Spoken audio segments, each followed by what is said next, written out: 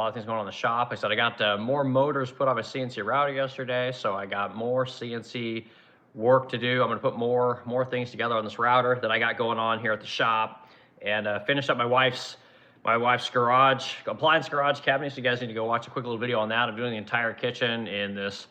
The color's white dove. The cabinets have all walnut drawers. Everything's layered in brass. It's going to be full on Eric, cabinet. It's going to be badass when it's done. So I'm excited to show you guys that. A lot of cool things going on today. So another thing, I got my new Canon camera going up. So this might be the last day I use my phone for a while. I'll be practicing using this Canon and all the streaming software and all the fun stuff that goes with, doing some kind of a live stream every morning. So anyway, with that being said, my name is Eric Wilkin. I own the Splendid Crow here in St. Louis, Missouri. We're a small furniture company. We have about 8 employees. We do a low 7 figures revenue, and we move about 500 pieces a year. And we were doing 1,500 a year during COVID, but we've slowed down quite a bit, which has actually been nice to be able to catch our breath and actually make more money selling less product. So I can explain that to you guys if you want. Put it in the comments. Things I want to talk about today, though. Trump is losing the country in many ways, I think. I think there's a big campaign right now to promote his administration on places like X and in traditional cable media, places like Fox News. But I think the guy is just taking L after L after L, and he's going from topic to topic to topic, and he's going from industry to industry to industry, and now it seems like he's going from country to country to country. And there's nothing wrong with being, having a little ADHD as a business owner, but what Trump is doing right now seems like he just can't wrap anything up. And maybe he's tackling a whole bunch of issues and it's all going to come together in one, happy little bow, but I don't know that that's actually what's going on, So I'm going to try and unpack what I think is going on with Trump today, and then at the end of my cast, I want to kind of tackle where I think America is going as a business owner, right? Like, how would I tackle these issues if I was looking at my business, right? Because as a business owner, we don't really look at where we're at today. What we're looking at is where we're going, right? What am I doing for the year, right? What am I doing for 3 years? What am I doing for 5 years? And it sounds a little cliche to say those kind of things, but it's true. That's how we operate. Like, what am I doing to get my costs down this year? What am I doing to, get my my products in, right? What am I doing to get better vendor support? What am I doing? There's all these things we ask each other as business owners, and then we move forward, right? Very rarely do we just go from issue to issue to issue. Oh, I'm just going to make this today, or I'm just going to make this day, or I'm going to give this guy a promotion, or I'm going to go look for an employee. Like, we very rarely do that kind of stuff because you can't bounce from issue to issue to issue. And it seems like that's what Trump is doing, and I just can't figure out why he's doing that. Because again, as a business owner, it would make sense to me to tackle issues on much more of a longer term. So let's kind of go through some things. Let's kind of see what Trump is doing and see if we can unpack this thing, because I gave a lot of thought to this issue, guys. I'm like, Trump is losing America. Why is he losing America? The guy won overwhelmingly. He got what was like 80, 85 million votes. He won the swing states, which Republicans don't generally do. He won the popular vote, which no Republican had done since Reagan. Like, why is the guy just falling off of a cliff here as it pertains to all of these domestic issues and foreign issues, okay? So I got a whole bunch of notes here. I got a whole bunch of issues I want to talk about.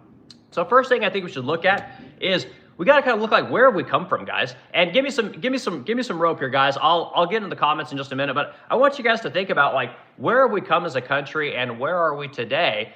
This kind of helps us to understand where we're going, right? Like, Trump's always talking about, oh, I got all this investment coming in from all these countries. And you're like, look at all these countries, and it's all foreign countries investing in America. And the truth is that a lot of this money that's coming in, it's not staying here. Like, I think a lot of people are literally trying to just wait this guy out. And they thought it was going to take 4 years, but now it looks like it might take 2, because Trump has just decimated his base.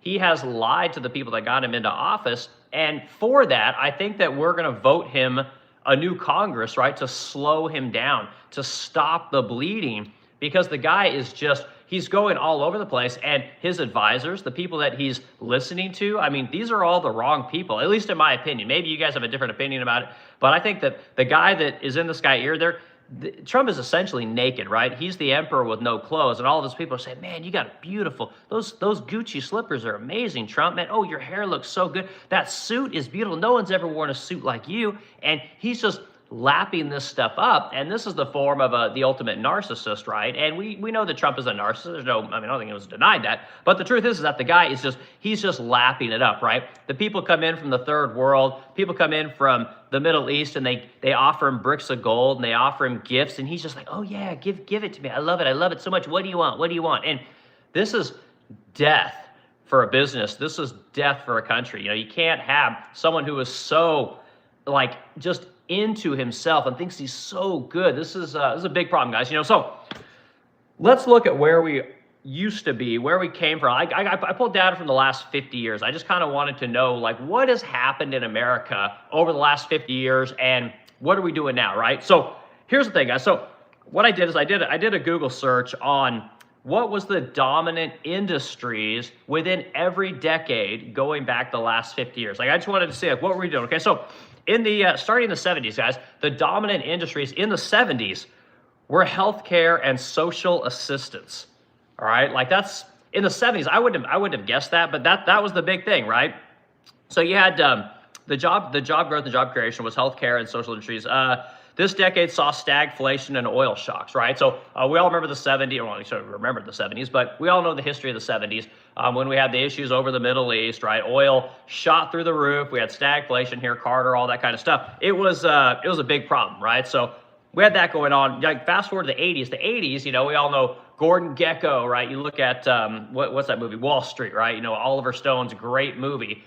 We had all this stuff going on. So the big sectors in the 80s were obviously finance, insurance, and real estate. Like, this is where this was Donald Trump's heyday, right? This is when he wrote The Art of the Deal. He's, titan of industry.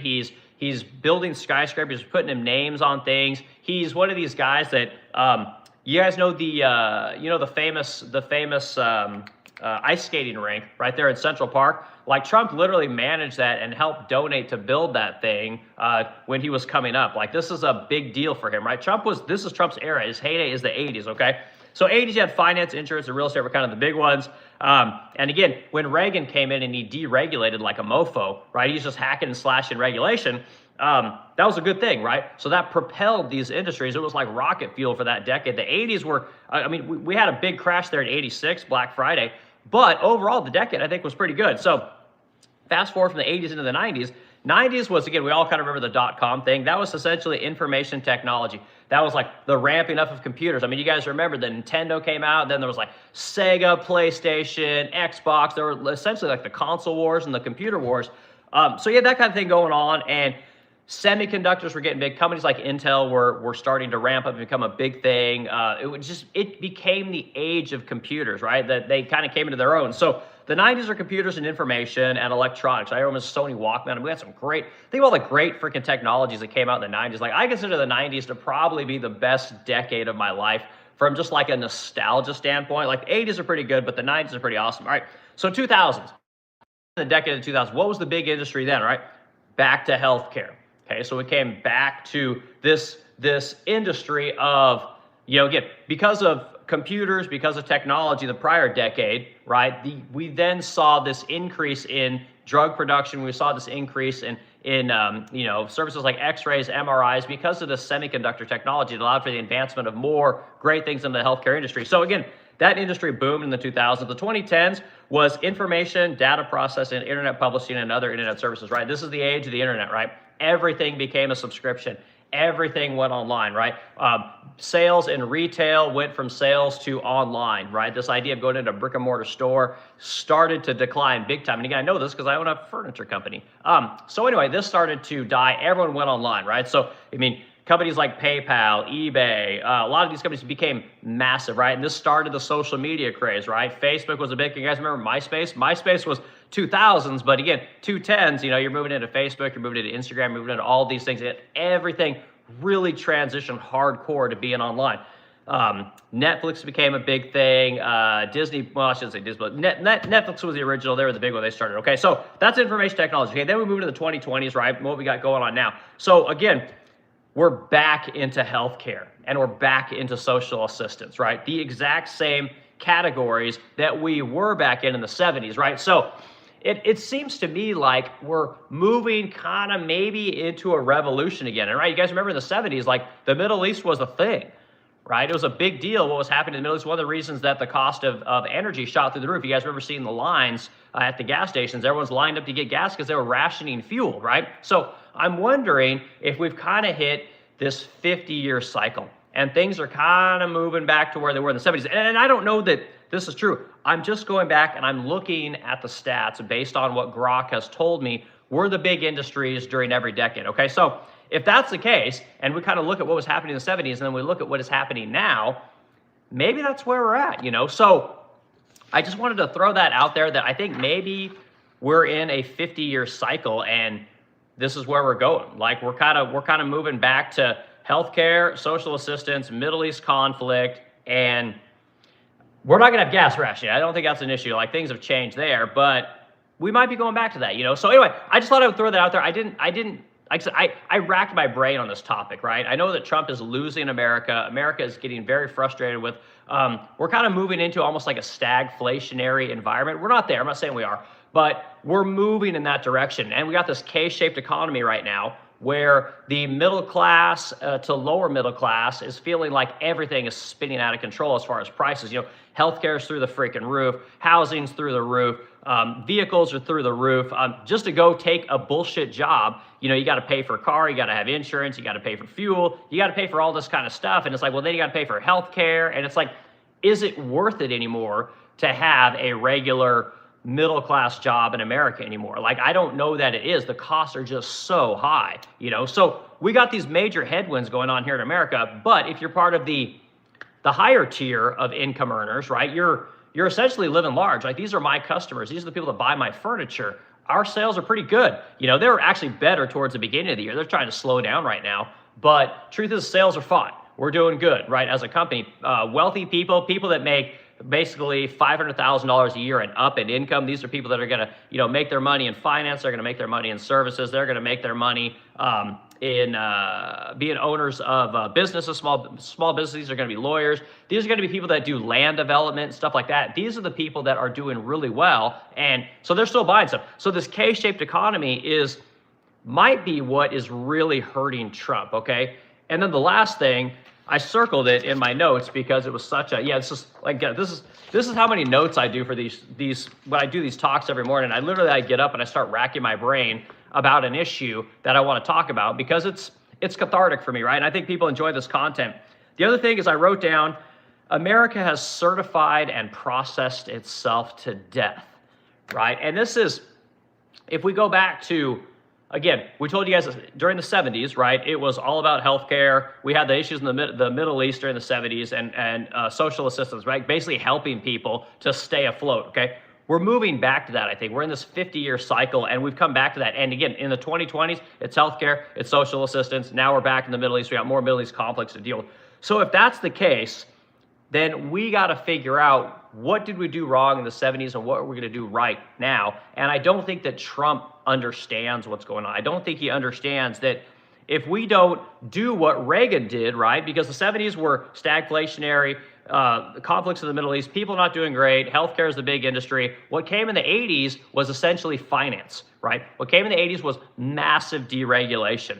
So if Trump really wants to unfuck the situation that he's in right now, he needs to not do what happened in the 70s, which is where he's at. He needs to get out of the Middle East, right? Let those people deal with themselves, right? We don't get oil from the Middle East anymore. This is not 1970, okay? He needs to massively deregulate, right? So if you guys look at what's going on in Iran right now, the big topic, which we talked about yesterday, I thought that was very interesting. We talked about it way before the news media was talking about it yesterday, was we talked about this military conflict and basically how we're spending essentially 100 times what the Iranians are spending on weapons, right? So when Iran sends whatever 50 drones into a base, right? And we send a shit ton of interceptors over there, right? Those drones that Iran are sending in cost 20 to 30 grand, right? We're using interceptor systems that cost millions of dollars. And these things fire anywhere from 6 to 10 missiles or rockets at a time. So we are spending an insane amount of money to basically keep this war going on while the Iranians are not spending very much at all. You know, and again, you can say that we have a massive economy, but the scales still don't match. America, the reason everything is so expensive in America, and I know this because I used to be in aerospace, and because I own a business today. When you go to buy something in America today, everything is certified to death, all right? And why is this? Why, like when you buy plywood, why does plywood have so many certifications today, right? When you want to buy metal, why does metal have so many certifications today? When you buy food, why does food have so many certifications today? Okay? When you go to buy healthcare, right? You're buying syringes, maybe you're buying drugs, maybe you're buying, you're sleeping in a bed, or you're getting, I don't know, you're getting a doctor says, hey, get in this little knit cloth paper thing so we can do an inspection on you, okay? All of that stuff has certifications, all right? And while certifications in and of themselves aren't bad, right? We all want to have good materials, want to know the material is what it says that it is, right? The reason we have so much certification today is because of academia. We have spent the last 25 years, ever since 2001, I mean, technically ever since NAFTA in the 90s, but we've spent so long now essentially telling everyone that, hey, you need to go into academia, learn a skill, right? Some kind of an engineer, right? You're a process engineer, you're a manufacturing engineer, you're a materials engineer, you're an electrical engineer, you're a mechanical engineer, you're an aerospace engineer, you're a civil engineer. There are so many engineers today that they have created new products and new certifications for everything, okay? So the days, in my case of plywood, the days of just buying regular old, whatever 7-ply plywood, right? Veneer cores veneer cores, and then essentially some kind of a, say a maple skin on the top and the bottom. Maybe it's graded, say, C, maybe it's graded side B, maybe it's graded as A, right? There's all these different grades. Well, now you got to buy plywoods, right? You got to have several kinds of certifications for that plywood in order for a company like Home Depot to buy it, right? Or a company like St. Charles Hardware, where I buy hardware, to buy it, right? For a place like Copy Distributors to buy that plywood, it might have to have certain kinds of certifications, right? If you're an engineering outfit, right, you're designing fixtures for, I don't know, for Home Depot, right? You're designing fixtures for Saks Fifth Avenue. You're designing fixtures for Von Maur. All these places, they specify specific kinds of plywood and specific kinds of veneers to be used, right? And every year, those certifications go up, right? I think that is what is causing a major problem in America today. And we see it plain as day with our military. And believe it or not, guys, it spreads over every industry. And I'm using my industry of furniture making as an example, as well as the military. So when you have just layer and layer and layer of certification, it raises the price on everything, okay? Now, if you guys have listened to Palmer Luckey, right? And I did a video maybe a month ago about Palmer Luckey, right? He's the guy, he owns Anduril. He's a major defense contractor. He made the Oculus Rift, sold it to Facebook, made billions of dollars, okay? This guy did a speech or did a talk talking about how America no longer manufactures things in a practical way. We actually specify the most difficult way to manufacture things here in America. And what happens when you specify the most difficult way to manufacture things? It raises the price, guys. It means less people can do it, right? So then there's less competition, which is exactly what we're seeing in the military today, okay? The cost to manufacture weapons is done by essentially 7 companies. And when there's no competition, guess what? Tomahawk missiles are $2 million, THAAD interceptor units are $7 million, right? It gets so expensive that when a country like Iran wants to push back against America, all it has to do is launch 100 drones, which these guys have 80 to 120,000 of these drones, guys. We have 5 to 8,000 of these interceptor units, okay? We are being massively outproduced by essentially a bunch of people that walk on dirt floors, guys. Like, I hate to put it that way, but these are not the best and brightest in the world, and they're going to out-manufacture America because we have processed and certified ourselves to death, right? The reason when you go into a hospital today, everything is so goddamn expensive is because everything has to meet a certain kind of certification standard, okay? It can't be enough that there's just a barrier, right? It has to meet a certification. And I need people to really understand this. When you buy metal, right, you're going to get all kinds of type certifications for metals. When you buy plywoods, all kinds of type certifications for plywoods. When you buy anything, there's just layer and layers of certification. Now, that's one thing, right? Now, the other thing I want to talk about with this certification and processing is the process side, guys. When you want to build a home in America, guess what? So, guys, hold on. I'm getting your comments. Let me finish up the talk about processes, and then I'm going to get into comments, and then we'll continue the conversation. When you have as much process as we have here in America, it's very difficult to do anything. Meaning, if you want to do what I do, which is say you want to start a paint company, Okay, you can't just start painting your garage and then start selling things to people. You can't just make a product here in Missouri and then sell it to Florida, right? You can't just start building furniture and then sell it into California. You have to meet so many standards for the products that you use in order to do interstate commerce, right? It's not as simple as just selling a product, right? When it comes to paying taxes here in America, there is so much process involved in selling into other states because they all want to get a chunk of that profit, right? They all want to get their taxes. And so doing the taxes becomes very complicated in order to have a business, right? If you want to put a spray booth into your company, well, you have to research, well, what are the standards in your, not only your state or by the federal government, the Code of Federal Regulations, you got to look what's your county regulation, what is your city regulation, right? Just to do a simple job like paint a fucking piece of furniture, guys. Like the amount of process and certification that we have in this country is, I think, what is causing the country to stagnate, right? Which is why we need all this foreign investment, right? Which is why we have this massive K-shaped economy. How many times have I told you guys that one of the reasons you can't get ahead today is because you can't compete with the people that are on the K-shaped economy, because the rules and the processes, the certifications, all this stuff are put into place to literally make it more difficult for you to do the thing that you want to do. And if it gets more difficult to do it in America, the people that are on the upper part of the K, guess what they do?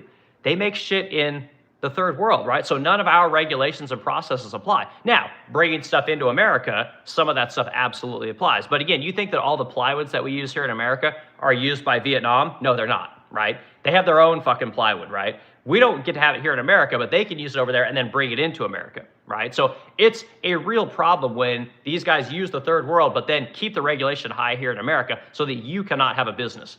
You can't succeed in the way, and what I mean by not have a business, let's break it down one more time. You can't work for somebody that has a business, right? You can work for the select few that are able to, go through the gauntlet that it takes to start a small business, but the lack of small businesses and the lack of competition for all the people that are on the upper K are the reason everything is so goddamn expensive, guys. So I hope that makes sense. I think that, again, what we're seeing in Iran right now with this whole missile discussion and the lack of America's ability to produce weapons at scale for a reasonable price is one of our major problems that we have going on here in America today. So let's dig into comments real quick, and then I'm going to keep going on this thing. Like I said, I'm trying to control the topics that I bounce around to, but this is a big one. And if we don't remove the regulations here in America, it is going to continue to get expensive. There will continue to be a lack of competition here in America. There will continue to be a lack of real products made in America because of all of this red tape, all of this certification, all of the processing, all of the Code of Federal Regulations, all of these things that we have here in America, the OSHA standards, the EPA standards, the tort standards, the tax standards, the transportation standards, all of this stuff causes the cost of everything in America to escalate. And then again, everyone that can does it all in the third world and then brings it back in here so they can escape all this stuff, right? We need to get it back to where anyone can start a business. You want to start a farm, you can start a farm. You want to start a metal business, you want to start a plating business, you want to start a housing business, you can do all these things. But again, it's the red tape, it's the certification and the process that is killing everyone. Everybody talks about regulation. These are fucking idiots, guys. It's not the regulations in and of themselves. It's all the certs for everything that we need in order to build anything in America. It's all the process that we have in America to get the certs, to understand the regulations. And then, yes, the regulations, things like permitting, okay? These are massive problems. Okay, so let's get into comments. I hope I don't lose people when I'm trying to talk about this. Because you're in the stream, hit the like button, guys. Add a discussion. Hit the subscribe button. I talk current events, right? I talk this to you guys all the time. I talk about us as a furniture maker, a business owner. We got 8 employees. We do about 500 pieces a year. It's a real business with real problems. I'm also an importer and an exporter to China, right? I have 2 manufacturing companies over there that make hardware for me, solid brass hardware. So I'm constantly moving product back and forth. So when people talk about being experts on tariffs, I actually do it, right? So I understand how that works. When it comes to manufacturing in America, when the experts tell you what small business needs, I'm an actual business. I'm a small business owner. I've been doing this for 10 years. I got 25 years of manufacturing experience at this point, and furniture making and cabinet making. So when people are experts on aerospace, I spent 20 years working in the aerospace industry for companies like Boeing, companies like Gulfstream, companies like Cessna, Hawker Beechcraft, Bombardier. I've worked with a lot of OEMs. I know a lot about a lot of shit because I'm 46, almost 47 years old at this point. So this is my perspective, okay? I'm not a talking head. This is just a live stream. This is where I come from. So let's see it in the comments, guys. I appreciate everyone being here this morning. And I always appreciate when anyone comes back, all right? I love when people come back and talk with me and give me their point of view. So I love going back and forth with you guys. All right, Bella Boo Kitty. All right, great name. Great name. Okay, is this live or pre-recorded? Okay, Bella, I think you know that there's nothing pre-recorded on here. Frank, Alpha 6120. Play us a song. You're the MF and piano man. Yeah, man, I love Billy Joel. And Billy Joel just sold his home. They're in New York, but he's got a beautiful house. You guys ought to Google that guy. Him and who's that comedian dude? They just got the most beautiful homes on the water. Jay Leno, man, his house, fuck me, is so beautiful. Okay, let's see, James Maynard Moreland. James Maynard Moreland, you must be a Tool fan, man. I'm a huge Tool fan. Okay, Edward Collins, nice lamp. Thanks, yep, it's official. It's an official lamp. It's amazing. It did come in a crate. It's fantastic. Get a cup of coffee, guys. Got the Pete's coffee this morning. Okay, love the lamp. I don't think this live. Okay, cool. Thanks, Bella Petey. We got Brandonix, 1978. Healthcare is owned by the Rockefeller, Johnny Rockefeller, who also owns the school system, is very cured. Patent is a lost consumer. Patient is a lost. Okay, Brandonix, I'm not sure what you're saying there, dude. Bella Boo Kitty, man, get all your comments in fast. We got people that come in here that are going to moderate all you people out of here that just love to spam this thing. So enjoy it while you can. Okay, and this is NBR Love. Okay, you can shut your mouth really fast. You're not allowed to speak. Okay, cool. Appreciate it, Brandon. I'm just going to do this guy. Talks 900 miles an hour. I know, I can't help it. I go into character mode on here. That's kind of how it goes. The minute I get on here and start streaming, my conversation about doubles. And again, people remind me to slow down, so I do the best that I can. But I've been doing this for a month now, and this is just what happens. Okay, let's see. That's an iconic leg. This is a Dog Pow 69. Hell yeah, it is, man.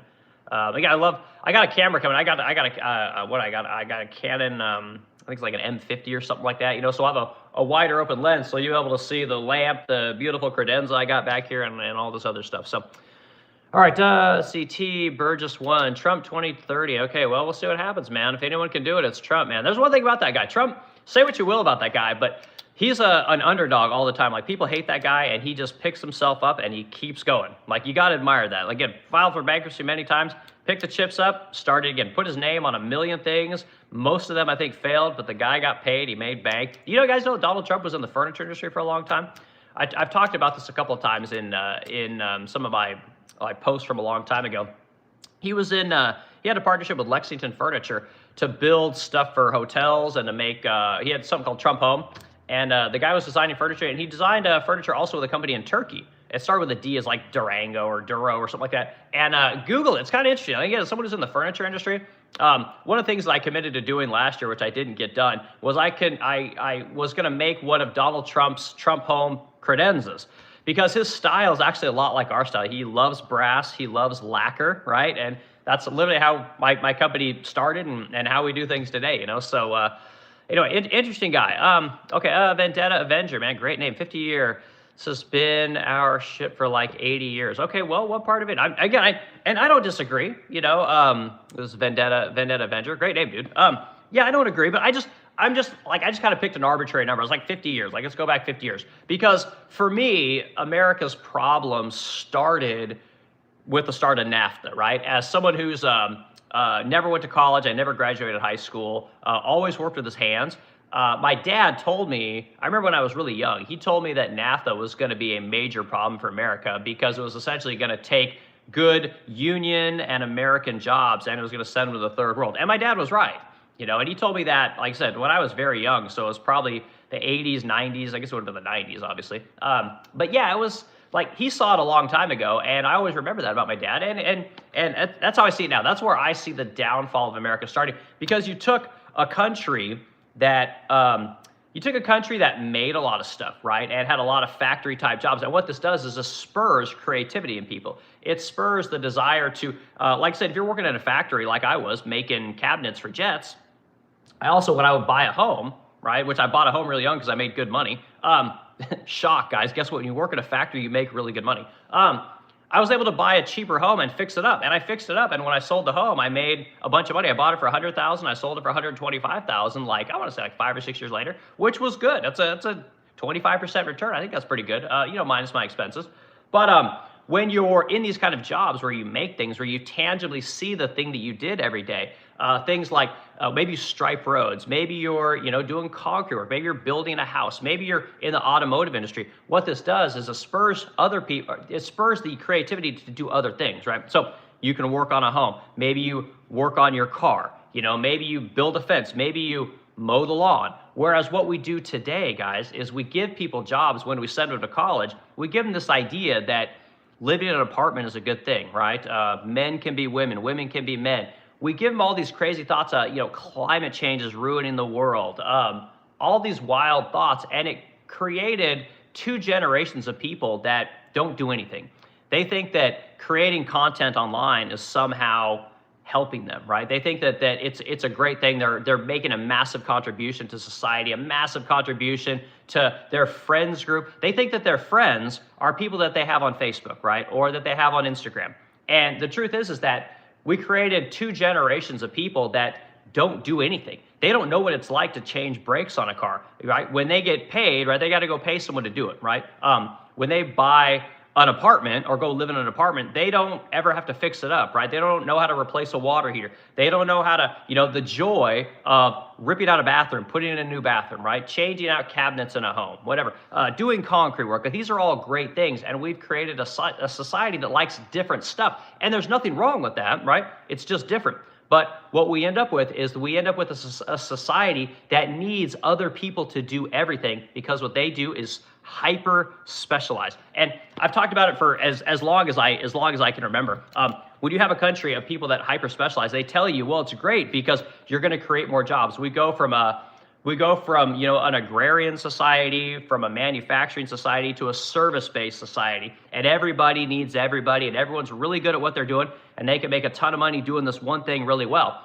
Well, what we're finding out is that doesn't last, right? It's not sustainable, because you run out of people to do shit, and then if you can't get the people to do the work or the services that you want them to do because it's a hyper-specialized job, you bring the third world into America, and then you pay them what you want to pay them instead of paying the people that are here what they deserve, right? And if you manufacture a product in America, and again, you can't get people to work for what it is you want them to work for, well, you haven't made the third world, right? Because again, why not? Because all you care about is your profit loss statement. All you care is your EBITDA, right? Like, how much money do we, what's our gross profit? Like, no one gives a fuck about hiring American people or teaching the next generation how to do something that they can then use in their everyday life.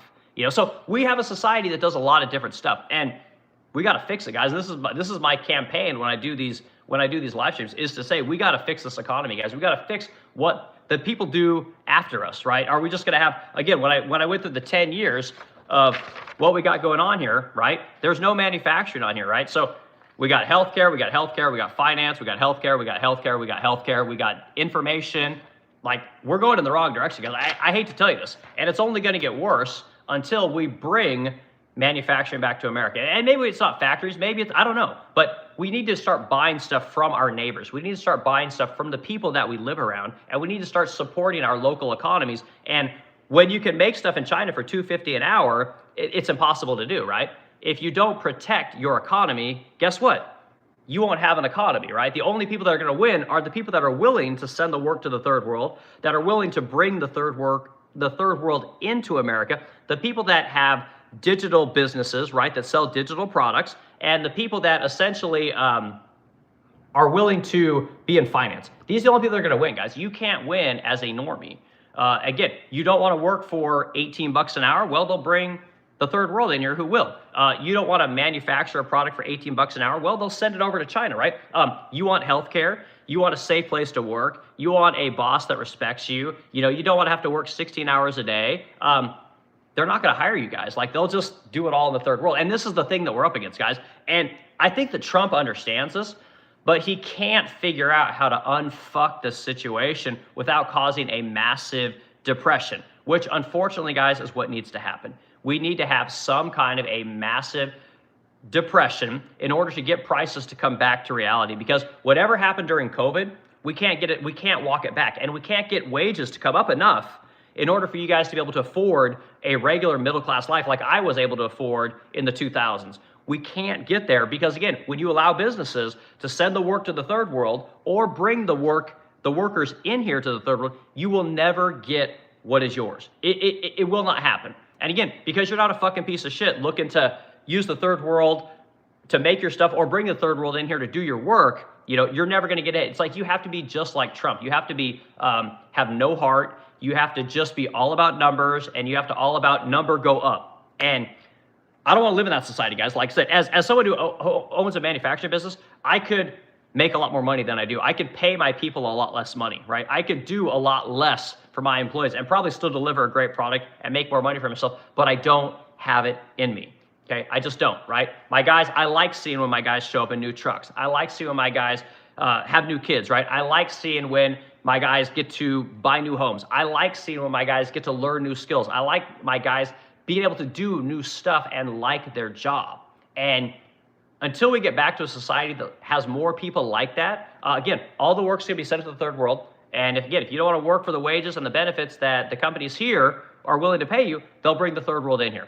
So Trump needs to put 400% tariffs on the third world, right? They want to bring materials in here, no tariffs on materials. That's fine. We need lots of materials here, right? And then he needs to not only shut the border down, which he has done, but he needs to start mass fucking deporting people, okay? And again, not to necessarily get people out of here, but because it's the law.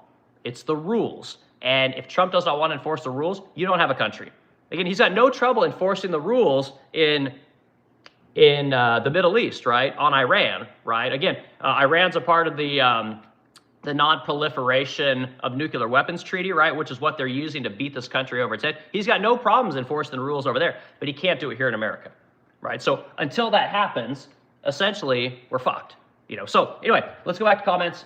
We got starting to hail here. Okay, keep going with their comments. Sorry, guys. I can run my mouth. Okay, T-Bird says, best president to ever happen. Okay, cool. Well, Tim Burgess, I appreciate your opinion. I like Trump. I voted for Trump twice. I'm a Trump supporter, but he's losing my support. At this point, I'm willing to vote for a Democrat to stop what I'm seeing because, again, Trump has no follow-through. He is literally, he starts down a road and then he backs up. Starts down a road, he backs off. The guy has, again, as a business owner, I can't do that, right? Now, I can pivot. There's nothing wrong with pivoting, but Trump is not pivoting. Trump is just saying, oh my God, they don't like this. Stop. They don't like this. Stop. And he's trying all kinds of things. He's trying to figure out, what are people going to like before? What are people going to like before? Which is why Trump surrounds himself with yes men. Trump is literally the definition of the emperor has no clothes. People like Lindsey Graham. You guys see Lindsey Graham? He's like, oh my God, Trump's the best president ever. He's like Reagan because he's bombing the third world. Like, again, because he's killing people who walk on dirt floors. He's killing poor people, and Lindsey Graham is like, oh my God, this is amazing. I love this. That's who Trump surrounds himself with. Mark Levin, right? The Zionist zealot, that's been on Fox News forever. Trump is surrounding himself with these guys, He's calling it, what do you say? Trump is Israel's, what the fuck this guy says. Like, the guy's psycho. These people are fucking psycho, and Trump is surrounding himself with these people.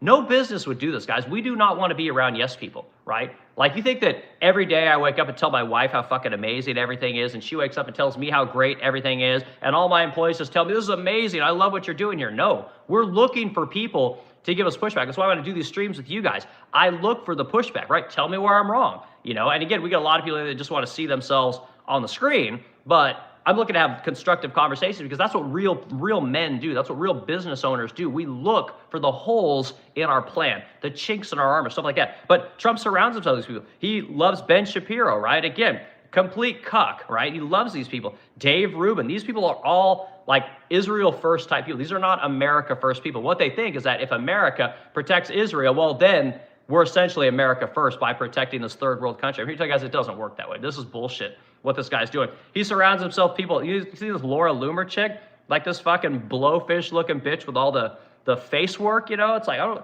loves that woman too. I don't know why. She's never done anything in her life, but Trump loves her because she loves Trump, right? Again, Trump doesn't seem to like his voter base, the people that put him in office, but he loves all these people. Benjamin Netanyahu fucking loves this guy. He's been to the Oval Office more than anybody.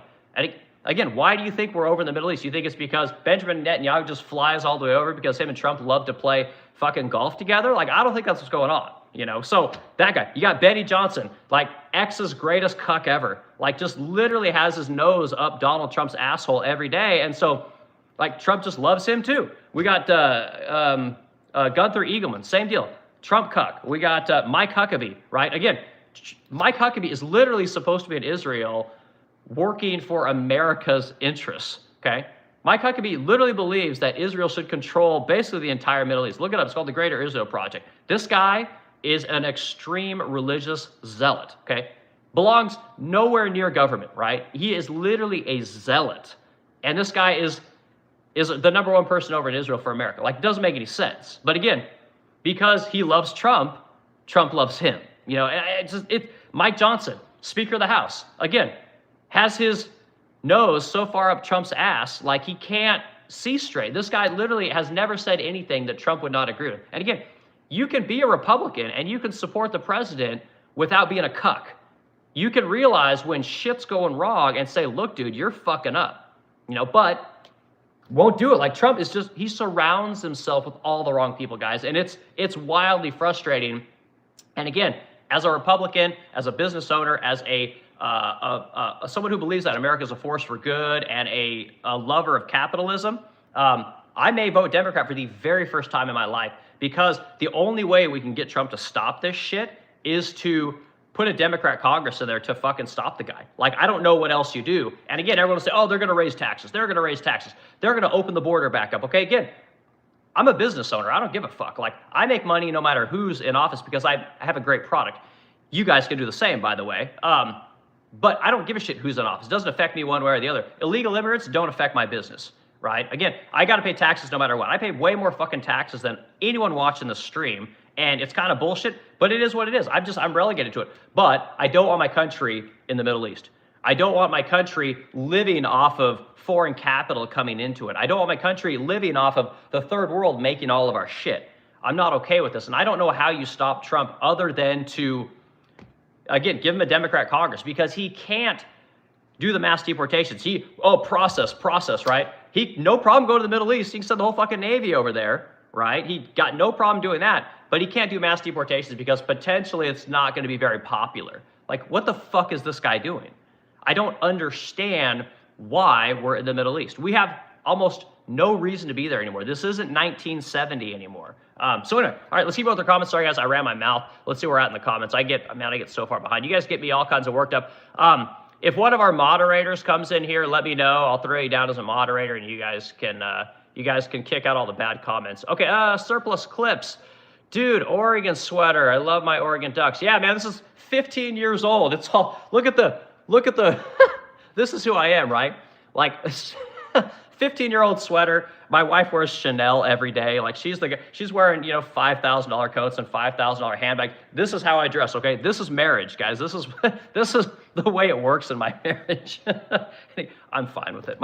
My wife's so hot. That's all I care about. I just want to have a hot chick to come home to every day. She gets to work from home a lot. She cooks really good food. It's fucking awesome, guys. If you can get it, like, keep it.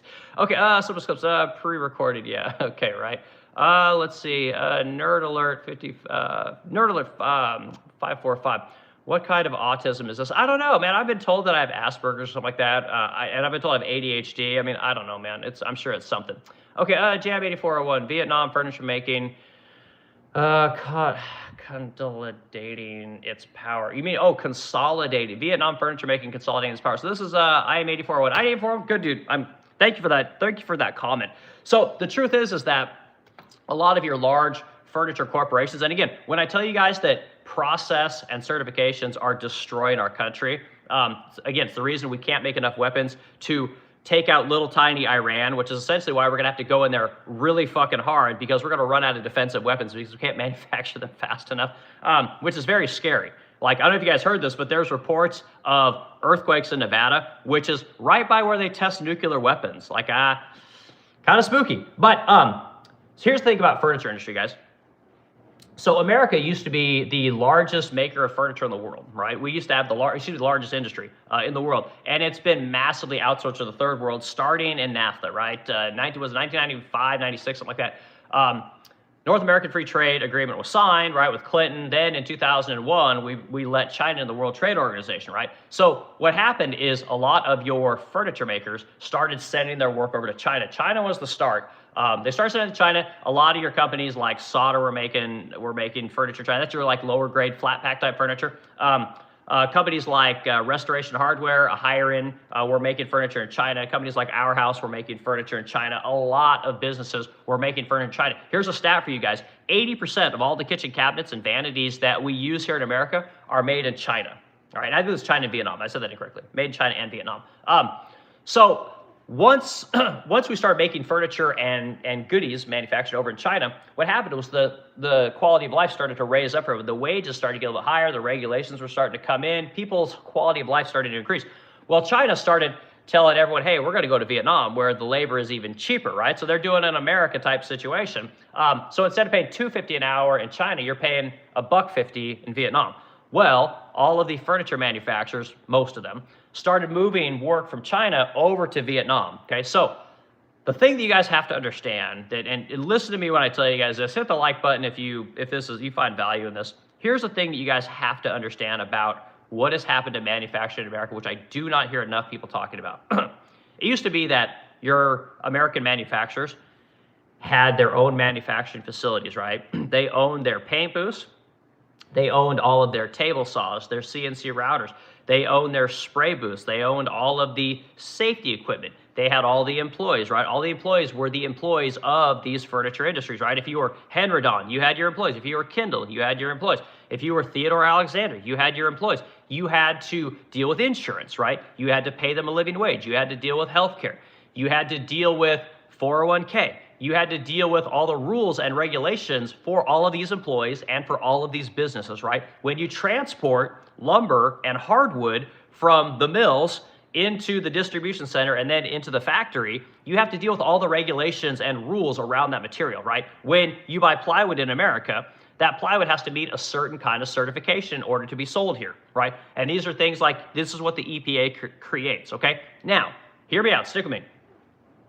As an American business that makes furniture, these are all the things you have to deal with, okay? What happened was that these companies started sending that work to the third world, right? Well, what they did is they circumvented everything that I just told you, okay? The companies today, the big ones, Restoration Hardware, Our House, Paragold, or Wayfair, as you guys know it, these companies, they don't have any of their own manufacturing facilities in Xinjiang or in Vietnam. They don't have to pay the insurance. They don't have to deal with the transportation. They don't have to worry about the 401k. They don't have to deal with the EPA. They don't have to deal with OSHA. They don't have to deal with the National Transportation Highway Safety Board. They don't have to deal with any of that shit over there. They don't own anything. What happened was China subsidized the industries, okay? And they did it with American dollars. They did it with the American businesses sending that work to the third world, bringing it back here, growing their companies, more R&D, more products, more services. Maybe they went public, you know, they got shareholders, they got dividends, more C-suite executives, more designers, all these kind of things, more marketing. They used that money to do all these things. Well, what happened was China was subsidizing all this stuff, so they built up their own manufacturing industries. So when a company like Solder or a company like Restoration Hardware needs to make credenzas over there, you have these are like small cities, guys. Like Google this shit. It's insane how big these facilities are. They just make case goods, right? Meaning they make dressers. They make, bookcases. They're going to make china cabinets. They're going to make, whatever cabinets you guys want. They're all made in these districts, okay? Then that furniture moves to another district. And in this district is where you do all the finishing products, right? So they're doing all the finishing work for tons of different American businesses, right? Then it moves to another place where they do all the shipping. So you got to think about, like, you're moving from city to city to city to city to move products in this giant fucking network. I mean, massive network, guys. And it's subsidized by the Chinese. None of the American businesses own any of it. And this is the problem. This is why you guys can't get paid, right? You think that because you're making something in China, you get to buy a cheaper product, therefore you have more money to spend on other things. The problem is that the wage you guys are getting isn't keeping up with inflation, right? It's not keeping up with the cost of life. The businesses are keeping their costs solid, right? When the tariffs come in, right? Trump tried the tariffs right away. I've told you guys this many times. When you tariff a credenza, right? Say the credenza cost $500, right? You put a 25% tariff on it. 25% of 500 is what?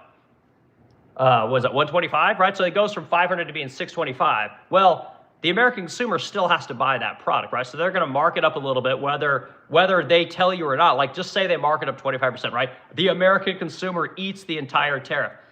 You're now paying $625 for that product, okay? What the business is doing on the back end, because again, they don't have any American employees here. They don't have any factories. They don't have any insurance. They don't fucking deal with any of it.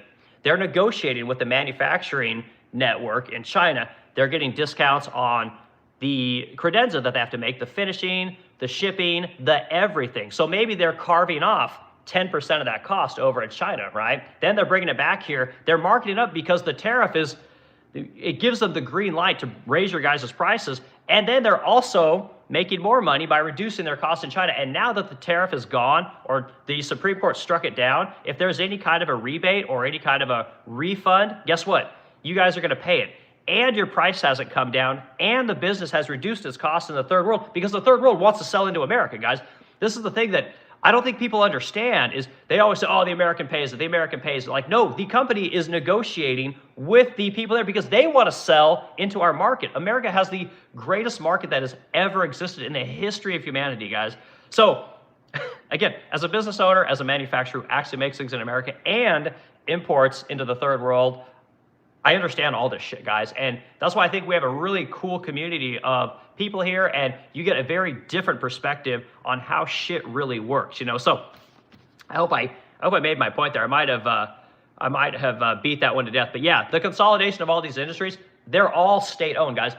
China is a communist country. Vietnam is a communist country, okay? Everything that we're doing in the Middle East, these are all monarchies and dictatorships, okay? Everyone talks about Israel being this great place over there. Again, they got free healthcare for all their people. They love abortion over there. You guys can't get that shit here. So America is not getting what it's supposed to get, and it's getting the things that it does get from communist countries and from monarchies, okay? So the American experiment has been bastardized in a massive way, guys, and you're all paying the fucking price for it. So, but I love that comment. Great comment. Okay, corruption and rot rusts any structure. 100%. Again, and this is the lack of competition in America, guys. When you send everything to the third world, guess what? They tell you, hey, go to college. Guess what? You're not going to build a piece of furniture, guys. You're not going to build an automobile. You're not going to build whatever, boots, clothes, whatever. You're not going to do any of that shit. But guess what? When you go to college, which you're going to pay for, by the way, when you go to college, you're going to get a job that's going to pay you 80 grand a year, and you're going to work in an office. You're going to send emails. You're going to be an engineer. You know, you're going to be a service worker. You're going to be a knowledge worker. You're going to be a high supply chain worker, right? You're high on the value chain. They told you this stuff, and while some of it was true for a while, it was only true because the money that they weren't paying the people in China, they were then giving to you to do some bullshit job, which doesn't help you in your regular life, okay? The guy that is an ROI strategist, okay, isn't working on his home. He doesn't fucking know how. He's never had to do it, right? The guy that, you know, got the data analyst job isn't doing the brakes on his car, right? And do you guys see how this works? You know, so anyway, sorry guys, I'm running my mouth here. I need to, let's get up with comments. I get triggered. Okay, Jake Slats. Jake Slats, I think you're in here before. Okay, who the fuck buys metal? I the fuck buy metal. I buy tons of metal. I just bought $2,000 in brass for a desk that I build, right? I'm doing my wife's kitchen. I'm gonna go buy probably $5,000 in brass for the kitchen. You know, I buy aluminum all the time. Like, what are you talking about? Where do you live? So USA is not that united. No, man, USA is not united. Certifiers need to eat too. No, they don't. Certifying is a bullshit job. It's like rent seekers, you guys. Like, again, when people just, when people, these are called bullshit jobs, guys. There's a very popular book. Go Google it. Go read it. These are bullshit jobs. I hate to tell you this. Certifiers are, certifiers got to eat too. I love the comment, though. Okay, Costco sells best Vietnamese furniture. I know, I get it. But again, who's this? I am 8401. I am 8401, man. I appreciate you being here. I appreciate your comments. I appreciate your contribution. And again, this is what I like, guys. I like when people give real comments. have real conversations. Again, push back on me, right? You guys think that I'm fake? You think I'm bullshit? I don't know what I'm talking about? Tell me where I'm wrong. Point it out. I can actually be changed. Like I'm not a zealot. I never graduated high school. I'm a fucking idiot compared to most people. So again, I can be changed. I can be taught things. Trust me. Okay. Let's see. It does. Okay. Here was we got GK Reb 6636 is in here. Good morning. Happy to see you, JK. Thanks for being back in here again. Again, more people that come in here that have stayed here. I really appreciate it. Regulations protect those who lobbied them. Rich New York banks, 100%. So IM 8401 is 100% right. The businesses that used to make things here in America, again, my industry is the furniture industry. These businesses, not only they don't have the manufacturing facilities anymore, they don't keep the employees here anymore, they don't have to pay the benefits, they don't have to pay the wages, they don't have to deal with any of that shit. They get it all the third world, right? And then they take that delta, the $250 they're paying the guy in China, the $32.50 they would have to pay the American worker, and they use that money to do all kinds of things. But one of those things is lobby Congress, right? There's very well-known cases with Harley Davidson and Walmart specifically about increasing regulations here in America to suppress competition. And again, they utilize the third world, so none of the regulations that they push for here in America affect them. It's very common practice, guys. Go Google it. All right, let's see. The one and only Nicole. The one and only Nicole. Okay, well, your message was redacted, Nicole. Sorry. If you're a chick, man, love when you get chicks in here. YouTube is a predominantly male audience, so whenever we get women in here, it's great. I tell you guys all the time that I'm a furniture maker. 92% of my clients are women. Okay, I make the shiny furniture that you can see your face in. Like, chicks love shiny shit, guys, right? That's why they love diamond rings. They love white gold. They love platinum, right? Chicks are always singing about, I'm platinum, all these kind of things. Women love shiny stuff. Right? Amazing. Give them some shiny shit, guys. Okay, regulations protect those who love it. This is Crunkster 5148.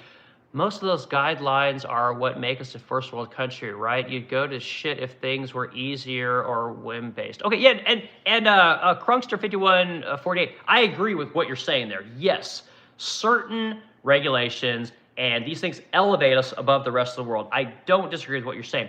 But what happens is when you have 20 years, right, when you have a society that goes from being a worker and a manufacturer to being a thinker, right, you put people in academics where the work that they do is on a computer and not, in the dirt. What happens is you start thinking that everything needs to be safer, right? This is where safety culture comes from. I'm one of these people. I've worked around dangerous environments my entire life. I think that safety culture has not ruined this country, but has really hurt this country, okay?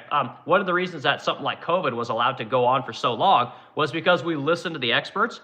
We had 2 generations of pussies that went to college and have never, took dirt off of an auger bit, have never been on top of a roof, bumping OSB into rafters. Like, these guys, they don't know what it means to live in a dangerous environment every day. Like, again, most of us didn't give a fuck about COVID. But again, the academics, the people that work in offices, the people that could work from home were fucking terrified.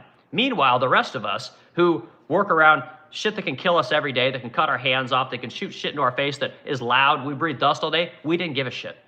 We still got to go to work. We still got to make a paycheck. We got mouths to feed. We got shit to do. No fucking virus is going to keep us from going to work. The very different psychology. And again, no shade on people. I'm not trying to diminish anyone, but I'm trying to say that there is 2 very different groups of people in this country, and we've been ruled by the experts and the knowledge worker class for about 20 years, and it's not working out very well. This is the reason we can't make weapons. This is the reason we can't keep up military production with people that fucking live on dirt floors, okay? Because we're such experts, and we're so certified, and we're so smart, and we're so advanced, we can't fucking make anything. Okay? And this is what Palmer Luckey was talking about. Go Google Palmer Luckey, listen to some of his speeches. He talks about how if World War III started today, we have no fucking ability to make anything because everything we make is super complicated. It's unreasonably complicated. And it's unreasonably complicated because it suppresses competition. It's hard to make something here in America if you fucking regulate the shit out of it. And the companies that make the stuff add tons of regulations so that, again, the common guy can't do it. Not only does he not have the knowledge, but he can't get the certification. He can't get the skill. These certifications cost money, right? The production equipment costs tons of money. And you can't do this simple thing like turn out missiles, which making missiles, not difficult, guys. Like, I worked in aerospace my fucking entire life. Trust me, it's not that complicated. But again, what do we got? 2 companies that make missiles right now? What, General Dynamics and Northrop Grumman. Like I know General Dynamics is one of them. But anyway, okay. But great comment, Crunkster. I really appreciate it. Okay, Crunkster 5148 again. Dude's got a stacked resume. Yeah, I don't know if I got a stacked resume, but I've done some cool shit in my day. And again, never graduated high school, guys. Like, I think it's wildly important you guys understand this. You do not need to follow the path, but you do got to do something and stick with it. I hire and fire people. I haven't done a ton lately because we're not growing enough and people aren't, quitting enough. But when I would look at resumes, like especially during COVID, guys, you would be blown away by how many people have 6 jobs in 6 years. And again, they bounce from industry to industry. It's not like they just stuck with this one job and did it forever. It's like you'd be amazed how many people got a bachelor's degree and ended up doing DoorDash, right? Or got a bachelor's degree, did some kind of office or clerical work, but then ended up going to work at Amazon. Like, it's wildly common, guys. Like, I never did any of that. I never had to. I could leave work today and go back work in aerospace as a cabinet maker because not a lot of people do it. I tell you guys all the time, you want to have a job forever? Do something that most people don't want to do. Whether that's cleaning shitters, maybe one of these people that goes and you want to make bank, guys, go be one of these companies that cleans out cisterns, right? That cleans out these septic tanks. You want to make money forever? You want to always have a job? Watching what those guys do, you'll make fucking bank. Like, that's the thing I would probably do if I wasn't making furniture, if I couldn't make money doing this. Like, I would probably buy one of these companies that cleans out septic tanks, and that's what I would do. That's how I would make money. You will have a job forever, and you can charge whatever you want because it's not like someone else is gonna come like, fuck that, I'm not paying Eric, I'm gonna clean out my own shitter. Not happening. So there's some business advice for you guys. All right, John Briggs, 6721. See, we are so fortunate to have President Trump. Okay, John, well, cool, man. I voted for Trump too, man. Like I said, I like the guy as a person. Okay, Clips to Go's back in here. Good to see you, dude. Or Clips to Goo. I guess I should probably say your names right. You've been in here long enough. It's not pre-recorded. It might look like that because he takes time to respond to everyone in chat. Yeah, again, most people don't take the time. Again, they just fucking tell you guys some information. They entertain you a little bit. I actually converse with people. I want to help people. I want to give people real information from my standpoint. I don't gatekeep on anything. Whatever you guys want to know, I'm happy to talk about it. Okay, buy saltines if you like saltines. Okay, cool. Again, how far am I behind in the comments? Holy shit, guys. Okay, we're going to go halfway to comments. You guys want your comment read right away? Do a super chat, do a gift, something like that. I'd be happy to kind of look for it. Okay, let's see the stuff in your Clips to Go says, he bounced back every time though. Okay, cool. It's crazy how the Iranian population are cheering him on while you all hate the fact the settings on actual oppressed, he's setting an actually oppressed country for y'all suck the whiner of Islamist extremism. Okay, this is, who's this? Nez1775. Okay, cool. So, again, we're setting Iran free, okay? That's the messaging, right? If you get on X right now, you're going to see, Iranians are dancing in the street, which they probably are, right? I mean, who wouldn't want to not be oppressed? Who wouldn't love the idea of America, the greatest country that has ever existed in the history of civilization, is coming to set you free? Like, again, everyone would like that. But here's the thing, and here's the context that this guy's missing. How many other countries has America done that with? Like, let's go back to World War II, okay? Like, look at the major conflicts. World War II, did we liberate anyone? No, we didn't really liberate anyone. Yeah, the Third Reich was going through Europe and, took over Poland, took over France, and so on and so forth. We all kind of know that stuff. We basically went in there and butt-fucked everyone, and we then set everyone free again, right? So you could say we had a victory there, and everyone is better off for it. Like, we dropped 2 nukes on Japan, and Japan ended up being our friend. Japan came back better than ever. Like, I'd say that worked out okay. We're able to look back far enough that I think that was probably good, right? When we decimated everyone in Europe and essentially we became Rome in that moment. We could have literally taken over the world if we really wanted to because everyone was destroyed. America built up its manufacturing base like no one has ever seen before. And again, go to a place like Wichita, Kansas, and look at the history of all the companies there that converted over to making shit for the war effort.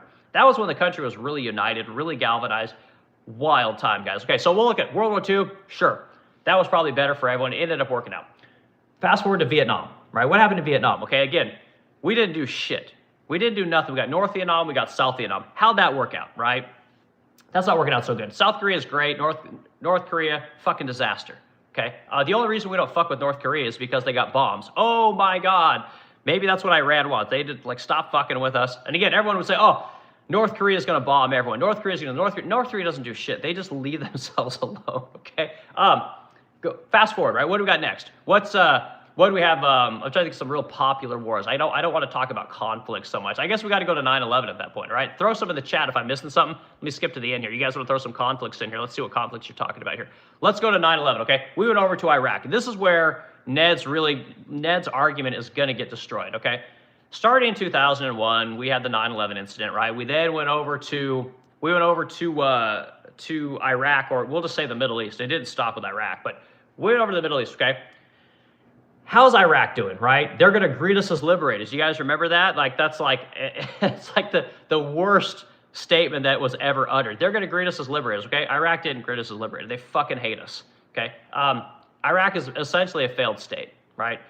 Didn't work, okay? Then where did we go? We went to Afghanistan, okay? How'd that work out? Okay, Afghanistan is essentially a failed state, okay? My furniture maker is from Syria, right? He's now a naturalized American. How'd it work in Syria? It's basically a failed state, okay? Libya, you guys remember that guy Muammar Gaddafi? How'd that work out? Failed state, okay? Lebanon, how'd it work out in Lebanon? You know, I mean, literally Lindsey Graham's saying that we need to go bomb people over in Lebanon because of what happened in Beirut. How'd that work out? Failed state. Where else do you guys want to go? Do you want me to keep going? How about Sudan? You guys want to talk about Sudan? Right? Or hell, yes, Somalia, right? Let's go talk to Somalia, right? Again, everywhere America goes, it's ruined. It's not better. And we like to think that it is because we have these virtuous luxury beliefs here in America. We think that we know everything. America can do no wrong. We've fucked up every single thing we've done in the Middle East. Nothing has gotten better. You know who's won in the Middle East? Israel. That's it. Because Israel wants to do this thing called the Greater Israel Project, which again, I've got no problems with it. If Israel wants to take over the entire Middle East, let them. But America shouldn't participate because we're actually the catalyst for all these problems, right? So again, we're going to go into Iran. What, are they going to greet us as liberators again? Is that going to work out the way that we think it's going to work out? No. And in fact, Trump is literally talking about pulling out. He's literally telling Iran, you guys need to rise up. You need to take control of your country. I don't think it's going to work out like that. And again, I could be wrong. And let's say it does work out. Let's say Iran, it ends up working out better, okay? Is Iran and Israel suddenly going to get along? You know, is Israel going to stop using the country of Iran for every fucking thing that is wrong in that region and every reason for them to attack whoever they want to attack in that region? Oh, they're a proxy for Hezbollah. Proxy. It all starts with Iran. Greatest exporter of terrorism in the world. Like, do you guys really buy this shit? How long are you going to buy this shit that they're going to greet us as liberators and America's going to fix the world? Like, we can't do it. It's not going to happen, you know? So anyway, Nez, I appreciate your comment, dude, but I think you need to do a little bit more research on how things have gone in the Middle East, okay? Yeah, Saudi Arabia, again, they got oil, so no one fucks with them, right? They actually have a product that people want. Kuwait, no one fucks with them because they got a product that people want. The UAE, again, tourism is huge over there. They got oil, no one fucks with them, right? So we got a couple places. Jordan, actually, Jordan's fine as well. We got a lot of places over there that are doing just fine. But again, America's not over there fucking with them. What we did with all those other countries is we gave them technology, right? Like, why do you think Saudi Arabia is as powerful and as big as it is? It's because Standard Oil went over there in the 50s and showed those guys that were living in the sand how to get the oil out of the ground, right? Just do a modicum of research, guys. You guys will understand this. Okay, all right, let me go back into comments here. Clips to go. He likes to rant. He looks as if, okay. He likes ranting on YouTube. You made that look as if it's a bad thing. He likes it. Yeah, again, I do. I love talking about it. Okay, love the lamp. Yep, everyone loves the leg lamp. It's official. It's a cool lamp. Who's this? Finn Connell, BK2UI. Again, I'm not sure those emojis are, but I appreciate it. Love the lamp. Everyone likes the lamp. The lamp is sick, guys. Capitalism, problems, incoming, FS. Capitalism, problems, incoming, FS. Okay, Josh 1336, is that a lamp in your lamp? Or are you excited to see lamp? I'm not sure what you said there. Freaky lamp. Yeah, everyone loves the lamp. Good, cool. I appreciate it. Show us the lamp. See, what a horrible fucking idea, bro. Shout out to Ronald Reagan. Okay, I'm not sure what you're talking about. Again, Ronald Reagan is a decent president. I think he's probably a decent guy. Again, he's the last guy to win all the swing states, and he's the last guy to get the popular vote. But he did believe in this thing called Reaganomics, or trickle-down economics. And trickle-down economics, you guys, would work in America. The problem is that you don't get trickle-down economics when the companies have the option to trickle to China or trickle in the third world, right? Like, how the fuck do you guys ever expect to get paid if the money trickles to the investors, if the money trickles to all the C-suite executives? And again, as you have the consolidation of industries, the businesses get bigger and bigger and bigger and bigger and bigger. Well, guess what? You need more administrators. You need more marketing people. You need more research analysts, right? You need tons of people to do this work. And again, this work, most of it's bullshit jobs, guys. If you just had more companies in America, you wouldn't need to have all these bullshit jobs. You could actually have jobs where people make things. People do real work, but people don't want that. They all want to work in offices. They want to, do this kind of a thing. They want to make TikTok videos, and this is what you guys are going to get. You're going to get the third world, y'all. Okay, if pay China, you get cheaper lamb. Yeah, and again, Josh, this is why most people in America can't make any money right now. It's because, again, they got the option to buy shit in China. So, okay, BK2, straight yapping. I know this guy, Carl, you should hear him out. Okay, cool. This is Finn Caldwell. I appreciate it. Josh, 1336. How much is that in leg lamps? I don't know, dude. All right, let's go through this. Get through here. Keep going through the comments. See if we can find some good comments in here. If not, I'm going to keep going. Okay, we got J.D. Dula. What do you manufacture? So I manufacture American-made furniture. So we got 8 employees. We make American furniture. If you can go to theresplendentcrow.com. Everyone tells me I got to slow down. Or go to theresplendentHome.com, and you guys can see what it is that we sell. So again, I'm not trying to sell you guys fucking gold. I'm not trying to tell you guys how to get rich. I'm not trying to tell you guys, to buy my master class. All I do is sell furniture. And I have to sell furniture because I got people that need to get paid. And, I kind of like where I live, so I got to make some money. But you can make American products to sell to American people. You can hire Americans, and you can make a real business at it. But again, if we constantly have to compete with the third world, or we just bring the third world into America, it's going to be much harder for you guys to do this. So that's where I come from. All right, let's see. This is Poopy Info. Great for brains. Okay, cool. Appreciate it. All right, lamp portion. Okay, or maybe, yeah, lamp portion. All right, bro, give us lamp or stop streaming. Again, you guys can see the lamp. That's all you get. All right, this is a Nico Slots LV. All right, just go on there. Show us a lamp. Oops. Okay, cool. I did not graduate either, but still make $30,000 a year. Okay, so this is Tom 2371. All right, dude. Tell me what you do, right? So if you didn't graduate from high school like I did, what do you do? Why do you only make 30 grand a year? There's a great quote that basically says that you are paid based on the problem that you solve, right? So again, are you solving a problem that anyone can solve? Or are you solving a very difficult problem that very few people can solve? So as a furniture maker, right, a lot of people can make furniture. I don't think that we're special in the fact that we make furniture. Where we solve a problem that other people don't solve is that we make a super shiny piece of furniture using a very difficult finish, which is lacquer, nitrocellulose lacquer, okay? Again, to get that super shiny finish, very difficult. But we're very good at it, which is why we get paid, right? So if you want to make money in this world, you got to solve a problem, right? If you're cooking, in a restaurant, anyone can do it. You're not going to get paid very much unless you're really fucking good. And most people aren't actually very good at what they do. They're at average at best. And that's no shade on anyone. That's just the law of averages, right? It makes sense. All right, let's see here. So Tom 2371, I want to hear, okay, you're busting at first watch. Okay, so Tom, how old are you? Why are you busting at first watch, right? Why aren't you aiming to do something that's a little more difficult to do, right? Can you not get an opportunity? Have you ever just walked into a business and say, look, man, I need a fucking job, right? Have you ever tried to put yourself out there to do something? Like getting on a construction crew, not very hard, right? Getting a manufacturing job in America, if you can find a manufacturer that does basic manufacturing, find a mom and pop company, they're always looking for people. You're probably not going to make a ton of money, but you'll learn a bunch of really cool skills.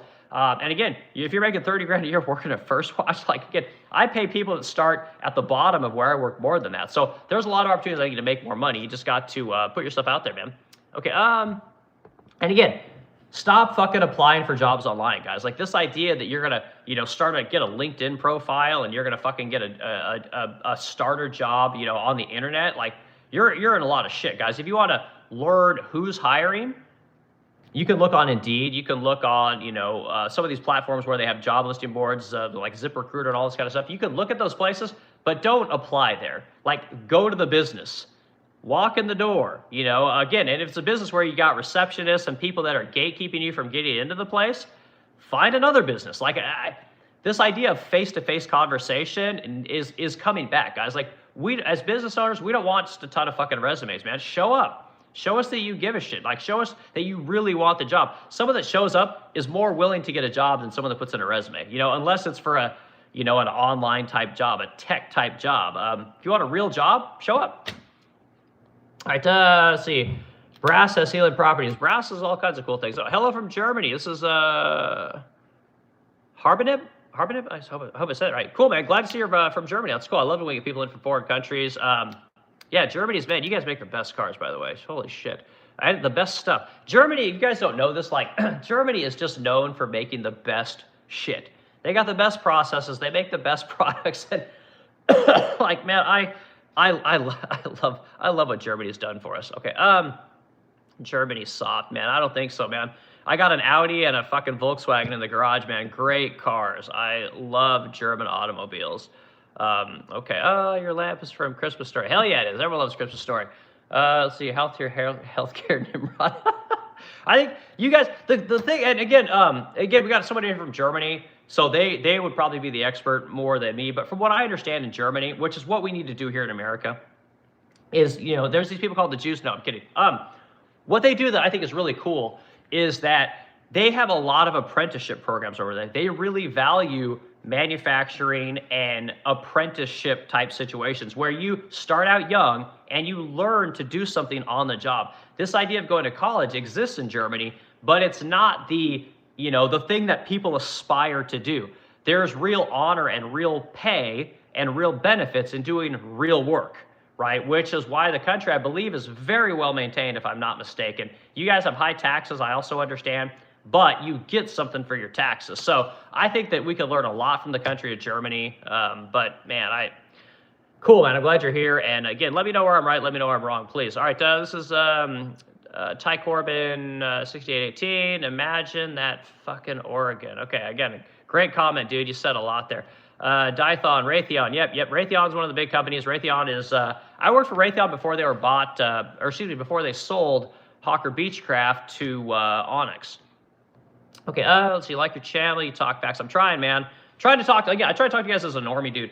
A normal business owner guy, never graduated high school. I worked manufacturing jobs forever. I did the grunt work, right? I worked in these places that, again, Americans think are dirty, that losers only do manufacturing. Okay, manufacturing worked out great for me. I always made money. I bought my first home when I was 21 years old. I always drove BMWs. I always drove really nice cars. But I didn't go to college. I just did the thing that was kind of difficult, and I got good at making furniture. I volunteered for everything. I became the guy that did whatever needed to be done, whether it was learning to go into engineering, whether it was learning to go into planning, whether it was dealing with auditors, safety and health, whatever they needed, I became the guy that did it. If they needed me to go back and build cabinets, I went back and I built cabinets. I never was laid off. Even when we were laying off tons of people, even when it was slowing way down, I always was working, and that's all I did. There's no special, I didn't have a special skill. I'm not super intelligent. I'm none of these things. And I think anyone can do it. We got to find more people to talk about it, guys. Like this idea of going to fucking college and getting an office job, like what a fucking joke. I think it's disgusting. So, all right, ballistic and hypersonics is a different story. 100%, man. Ballistics and hypersonics are very different, vastly different technologies. All right, light cars. Again, I love cars too. This is Palafox 2237. Cool, man. What kind of car do you got? What's your dream car, Palafox? Or Palafox, excuse me. All right, Heat 50. Jesus loves you. Yes, I know Jesus loves me. The older I get, the more I think we need religion, man. What's that line from Bad Boys? Like, y'all motherfuckers need Jesus. I think we need more of that. So, all right, Deacon Frost 7. You look like you wear lipstick and high heels for a living. No, I don't. Ricky Bobby, great name. Okay, let's see. You're the most beautiful trans woman I've ever seen. Okay, why? Thank you very much. I appreciate that. Pawn Joy. Okay, we're gonna dig through comments. We're gonna find. Let's see. We'll see if we got any good comments in here, and then we're going to continue on with our talk. So what do I got? I got 80 minutes. All right, we'll see if we can get up to 90 minutes, and we'll probably call it a day. All right, he's getting even more support. TDS is real. Let's see. Iran burned ball statue. Guess who got offended? Israel. Yeah, I know. All right, looking for comments, looking for comments. Let's see here. A hardworking, tax-paying American should be furious that our leaders keep spreading our cornholes for the tiny hats. Again, everyone uses this term tiny hats. I guess that's just like a derogatory term for for Jews and Israel. Anyway, you guys have the funniest sayings. Yeah, again, a lot of our blood and treasures are spread out to the entire world, guys. It's not just the tiny hats, as you say, and it's China, guys. Like, and again, if you guys haven't noticed this, like the language that comes out about places like China. Oh my God, China's our enemy.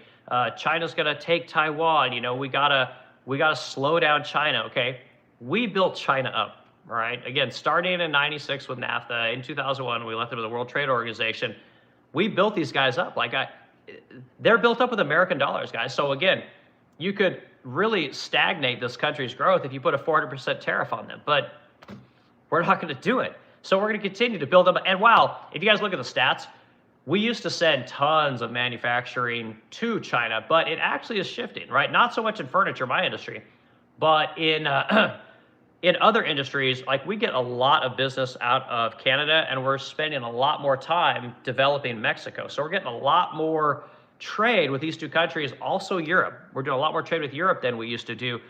China is falling off and it's being reduced, which is a good thing. But again, we paid for China, guys. Like I don't care what anybody says. China didn't do this, right? China isn't stealing our companies. China's not stealing our IP. We sent it all over there. You know, again, we sent the technology, we sent the science, we sent our medical technology, we sent all of our industries associated with all of these industries, and they just ran with it. Like, what do you expect? Like, what do you guys think would happen? Okay, all right, who's this? No, Malise, okay. USSR saved the world in World War II. USSR was a big part of the success of World War II. I agree 100%. The problem with what happened with them is they got fucking annihilated. They were throwing bodies. Like, we threw technology.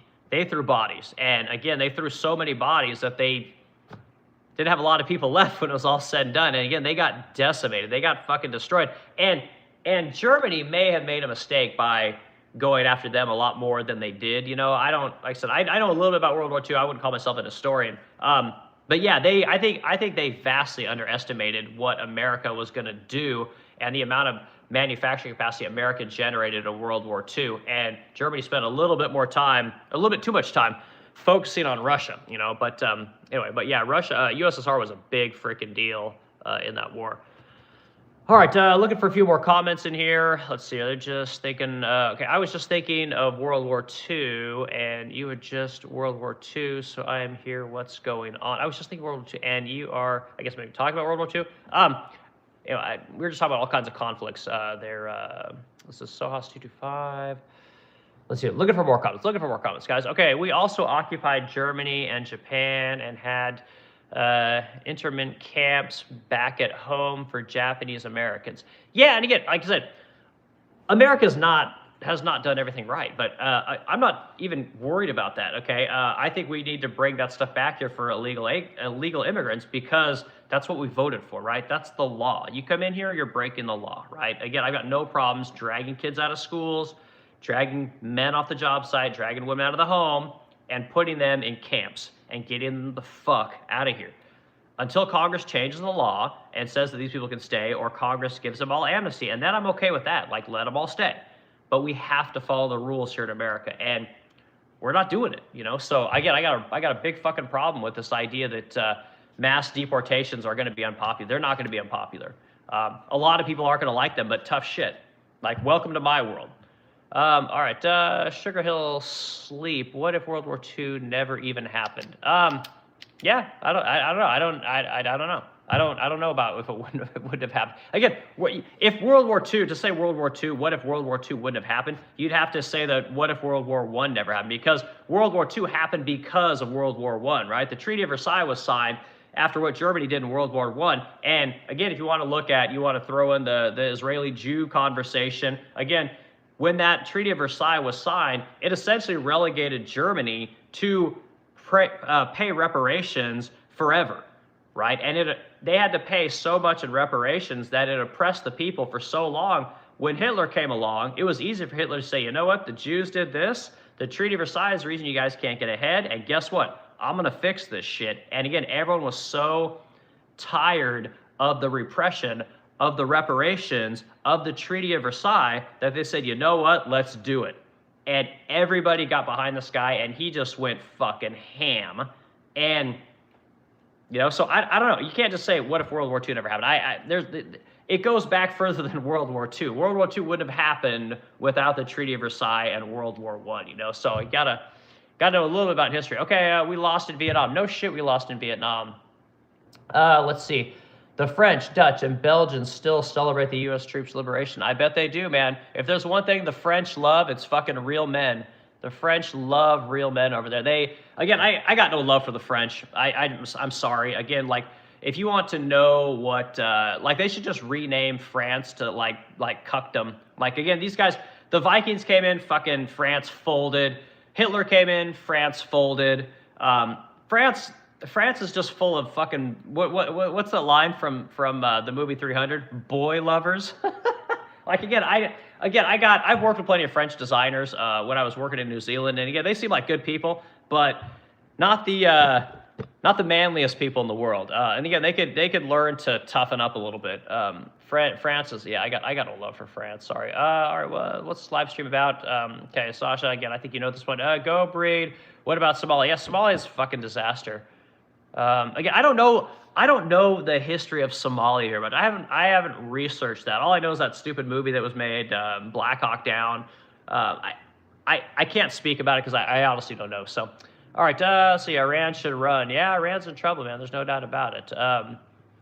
And that's the thing about, like, America, guys. Like, again, America can go into any country it wants and just do whatever it wants. There's no country on earth that could push back against America. And again, that goes for China, that goes for Russia, that goes for everyone. And every time Trump goes in and snatches one of these leaders or goes in and kills a leader in a sovereign country, it elevates his ego, you know? And again, if you guys know what a megalomaniac is someone who believes that they're right, that they know how everything should be, and they will literally bend reality to make it happen. Trump is the textbook definition of a megalomaniac, okay? And he's thought about this stuff. He's old enough to have developed a lot of concrete thoughts, and this is what Trump is going to do.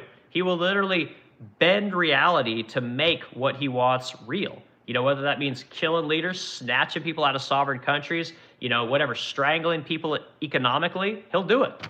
You know, and again, if Trump doesn't unfuck the situation he's got us in over in the Middle East, and whatever, you know, cuck relationship he has going on with Israel, and how he's, whatever he's doing to abandon the American worker and the middle-class American, if he doesn't fix this thing, I'm voting Democrat. Like I said, because Trump was supposed to be our, you know, and this Nick Fuentes guy says Caesar, like, I actually like that.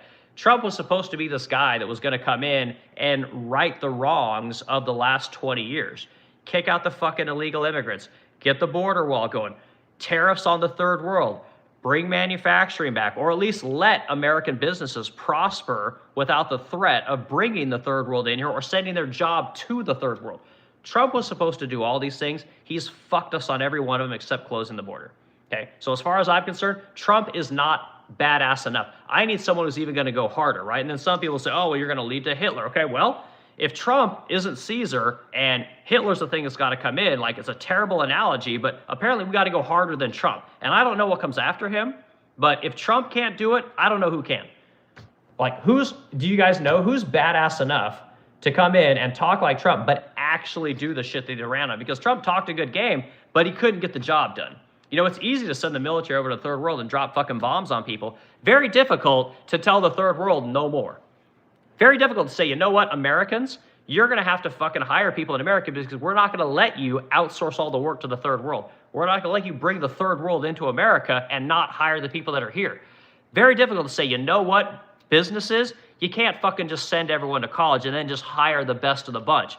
No, you're going to fucking take the poor black guy who's living in Section 8 and you motherfuckers are going to give him a job.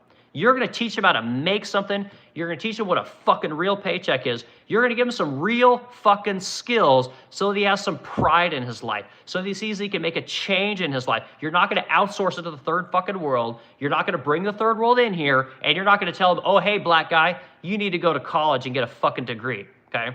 That needs to change. Trump was supposed to do that. He isn't doing it. He's not going to do it. Okay? And it's fucking bullshit that Trump does not want to help the poor black person, does not want to help the poor fucking cracked out white guy in Appalachia, does not want to hire the fucking people over here in Alton, Illinois. The steel mill closed down. 267 people out of fucking work while Trump said, oh God, steel's coming back. It's making a comeback. It ain't fucking making a comeback here. What are you doing for those people? Nothing. Not a fucking thing. Like, Trump does not want to help the American. He wants to help anybody but Americans. He wants to help the tech people.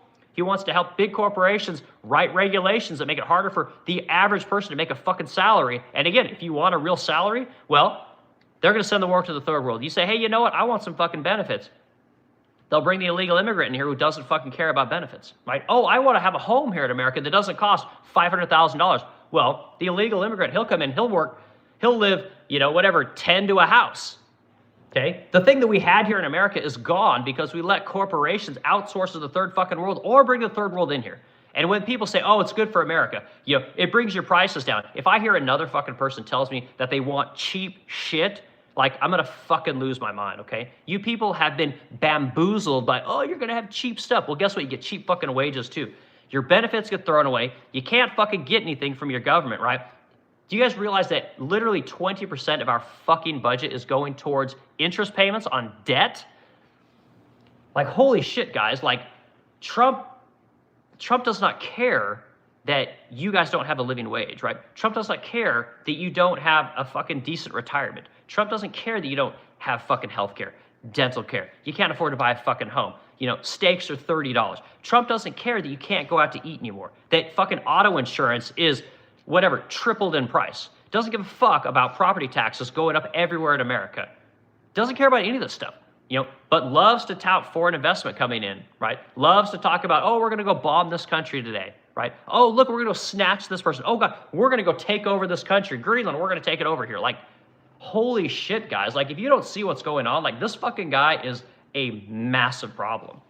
Massive problem. And all you fuckheads on X, right? You cucks on X said, oh, Trump's so great. Oh, God, burn. No, Trump just took it to CNN. Oh, my God, you know, whatever. This is, you know, breaking news. Boom. All the fucking adjectives and exciting words that the people on X are using to cuck for Donald Trump and his administration. Guys, like, you need work to come back to America. The more you let everything be outsourced, guys, or the third world to come in here and do the work that you should be doing, you're all going to end up on welfare. I mean, how many times have I said you're all going to end up on welfare or you're going to end up on UBI? And a lot of you guys would love it. Oh, my God, I could stay home. Like, I could play video games all day. Like, God, I could just sit and watch fucking YouPorn. Maybe I'll fuck my cracked out girlfriend, you know, 5 times a day. This is going to be amazing. You don't have to pay rent? Oh, my God, I can't wait. Oh, my God, food will just be DoorDash to me. I can pay with my EBT card. This sounds awesome. Like, guys, this is death.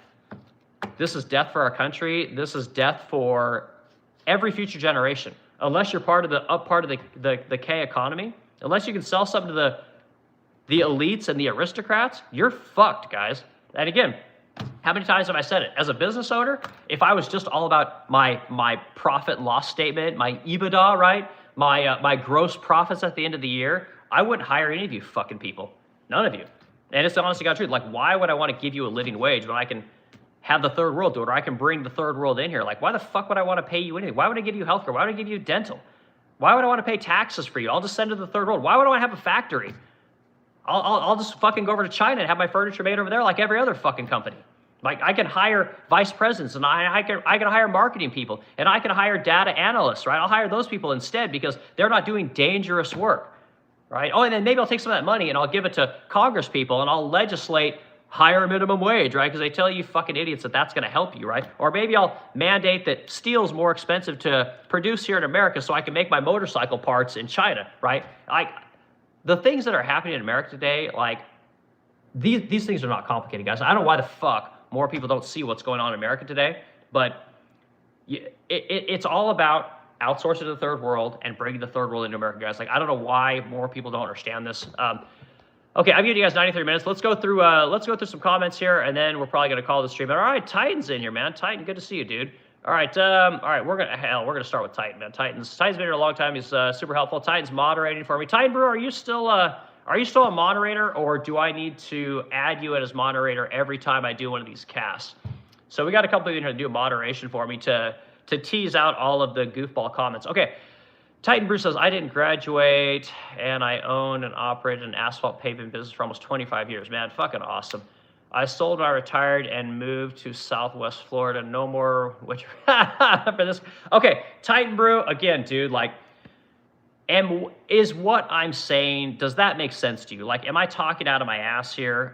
You did a fucking asphalt company, and this is what I tell people, like, you want to have a job forever, guys? Do fucking asphalt. Trust me, there's not 4 million people a year trying to get your job, right? We have 1 million people that get small business degrees coming out of college. What the fuck are you going to do with that degree? For the last 15 years, we've been giving out 1 million of those fucking degrees a year. What the fuck are you doing that adds value to this economy? You're fucking doing nothing. You're just told, oh, I got to go to college. Like, okay, well, you can go to work at the asphalt company out of high school, or you can go to the plush college that the government's going to back. You can spend $40,000 a year going to school there.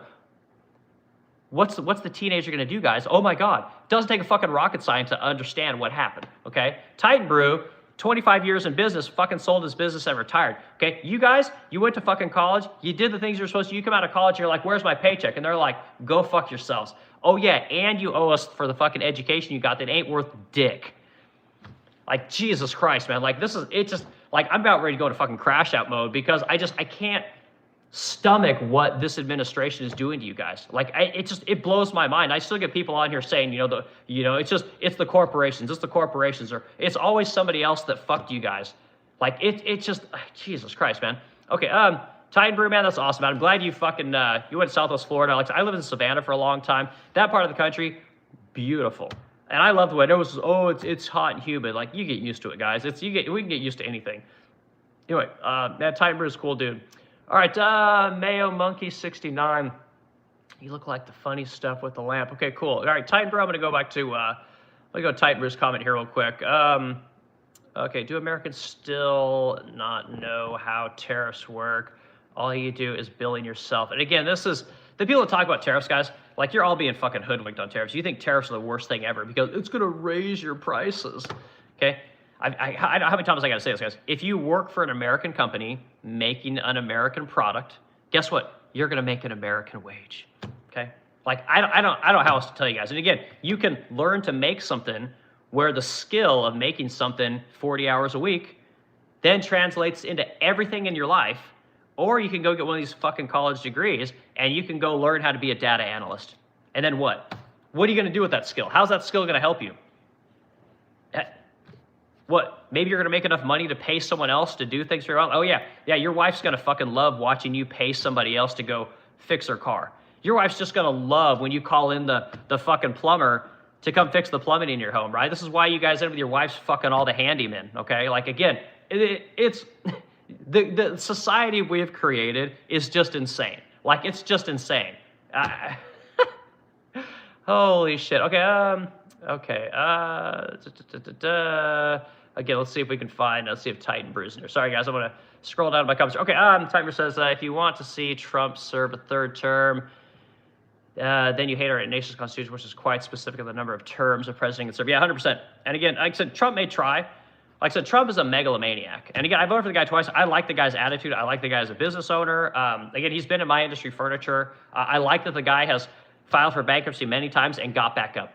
Again, most people think that's, oh God, you filed for bankruptcy. You're fucking terrible. You deserve to go away. Like, that's not how America works, guys. It's just, again, you want people to be able to file for bankruptcy and then start again and hire more people, because the hardest thing to do is run a business, guys. I hate to tell you this. People, it's not a one is better than the other. It's we both need each other, but one is wildly more difficult. Because again, as business owners, we have to learn 100 different things, whereas the employee might have to learn 3 or 4.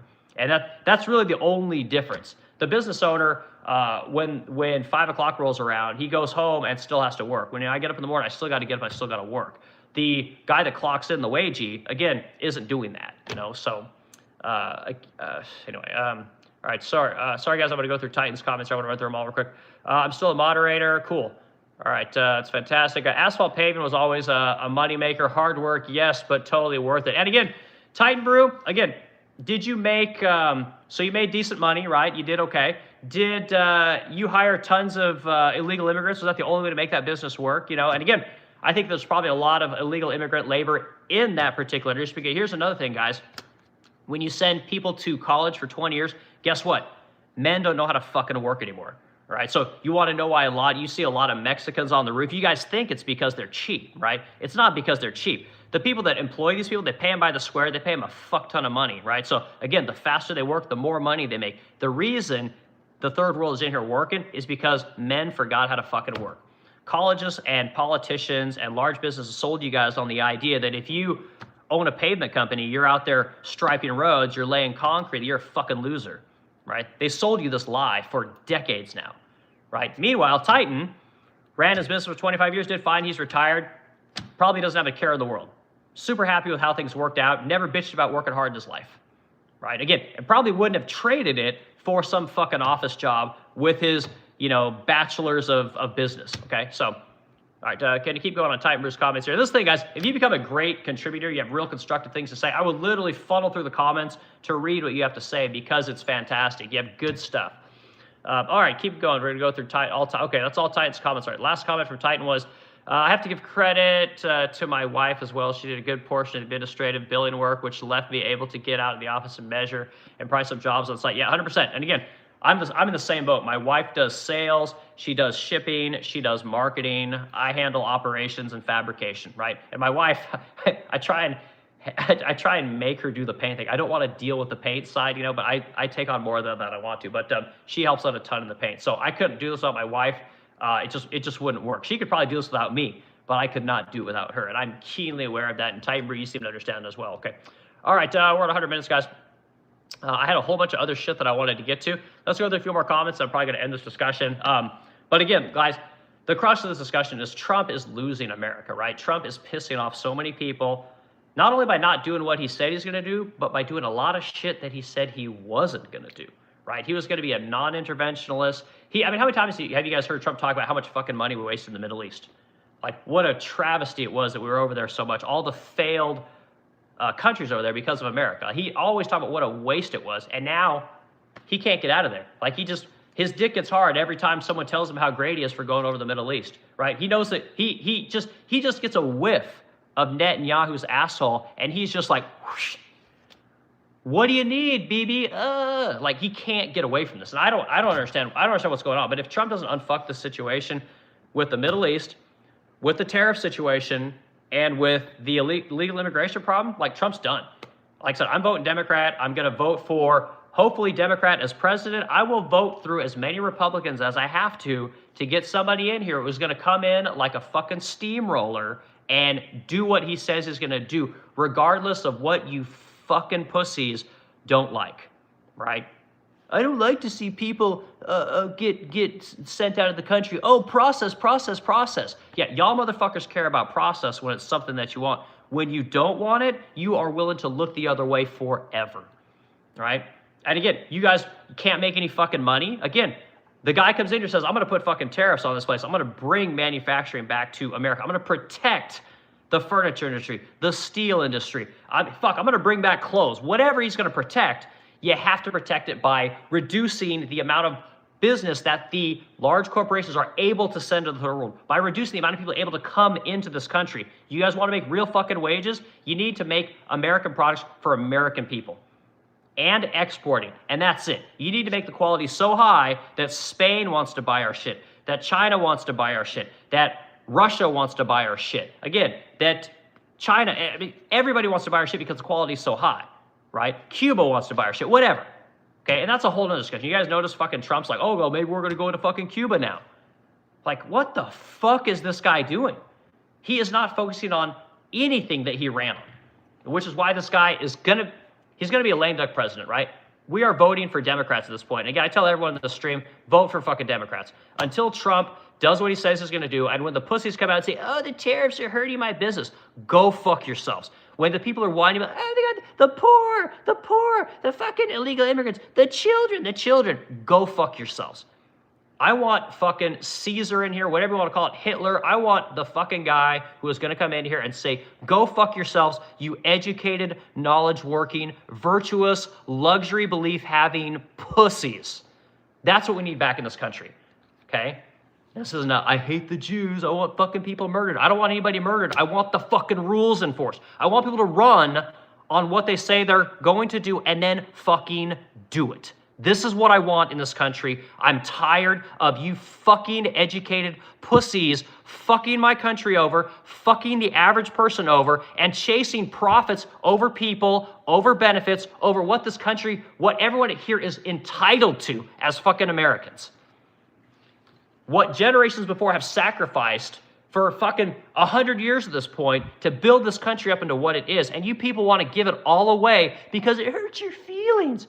Because your professor said, like, because we don't want the price of things to go up. Because wait a minute, I don't want to do a real job. I want to work in finance. I want to work in healthcare. Like, fuck you people. I'm done with it. I want the hardest. I want Charles fucking Bronson to run for president. I know he's dead. I want him to run for president. I want fucking Jason Statham to come run for fucking president. I want the most badass, kick everyone in the fucking teeth to run for president. I want the comic book I want Thanos in here to fucking do shit, okay? I'm tired of, we're a country of people and we care, you know? We're thoughtful. We help people. I'm tired of these fucking beliefs, guys. I'm fucking tired of it. I'm tired of it. Like, we're not all going to get along, guys. I hate to tell you this. Like, we all think, oh my God, everything's supposed to be great, you know, peaches and cream, right? It doesn't exist, guys. Like, it doesn't exist. Like, America does not change. We just wash it. We move a little bit this way, and then we move a little bit this way. And then we move a little bit this way. And guess what? You motherfuckers pay 22.5% no matter who's in office. No matter what tax cuts you get, no matter how much they raise taxes, they keep charging you 22.5%. Every fucking year. That's all they're doing. And then they just bamboozle you people with their bullshit. And you keep fucking buying it. And they're like, oh, it's better than the alternative. No. I'm going to go down fucking Democrat hell. I'm going to have universal health care here. I'm going to pay 50% in fucking taxes. I'm going to let in the fucking third world. This whole fucking country is going to be Muslim. It's going to be black. It's going to be Jamaican. It's going to be Russian. It's going to be whoever the fuck wants to come in here. And then I'm going to get the guy who says, you know what? I'm going to get every one of these fucking people out of here. I'm shutting the third world off. And guess what? We're going back to fucking coal mines. We're going back to child labor. We're going back to all this shit. Because until we have a person like that, apparently nothing gets done. Apparently nothing gets done. Like, I don't know why we can't get what we voted for. At least, like, say what you will about Kamala Harris, at least she would have done her socialist shit. Like, say what you will about Bernie Sanders, at least he's got some fucking conviction. You know that Bernie Sanders would put a wealth tax on this country. You know fucking Bernie Sanders would do every kind of fucking tax he could. He would tax billionaires till they left this country to give people health care. You know that guy would do this. Trump won't do it. Trump was supposed to be our fucking Bernie Sanders in a way. And again, he's nothing. He's no better than Kamala Harris. He's no better than Joe Biden. He's no better than fucking anybody. He is a generic president, you know? And it's just wild, guys. I'm so fucking frustrated with this guy. If you're in the stream, like I said, I give you guys 107 minutes. Hit the like button. Can we get this thing up to 30 likes real quick? Hit the like button, hit the subs. I talk about real things as a real business owner. Guy never graduated high school, somehow figured out to get really good at making furniture, really good at making cabinets, was able to learn about engineering, able to learn about doing planning, right? Learned all kinds of things. Met my wife. She's a sales specialist. She's a marketing specialist. She's a design specialist. We built this company up into the Resplendent Crow, a great furniture company here in America. We employ 8 people. We do about 500 pieces a year. Anybody can do this. But if you let the politicians not do what they say they're going to do, if you let big businesses send your jobs to the third world, if you let big businesses bring the third world into America, you're not going to make any fucking money, guys. You're not going to get health care. You're not going to pay off the federal debt. You're never going to get a balanced budget. Like, y'all got to live on a budget. Your federal government doesn't. They just print and they print and they print and they devalue everything about this country with debt, guys. Now you all have to be on Klarna. You all got to use fucking Affirm. You got to have 10 credit cards. And guess what? The credit card companies are happy to give you credit.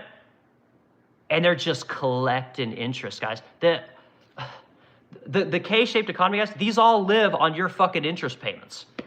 Every fucking one of them. They live on your rent payments.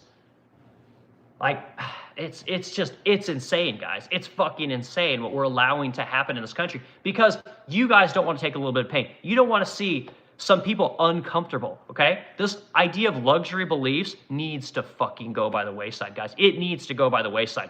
You fucking pussy-ass women that are in politics, you pussy-ass judges that let people go that have 20, 30, 40 convicted felons, you pussy-ass motherfucking politicians over in my home state of Oregon, my neighboring states of Washington, California, you pussy-ass motherfuckers that let all these druggies just hang out on the street. The fucking people that pay taxes have to walk by these motherfuckers, ask them for money, sit there and nod, you know, while they're on fucking fentanyl and they're on coke, smoking up weed all day long, wasting their fucking lives away.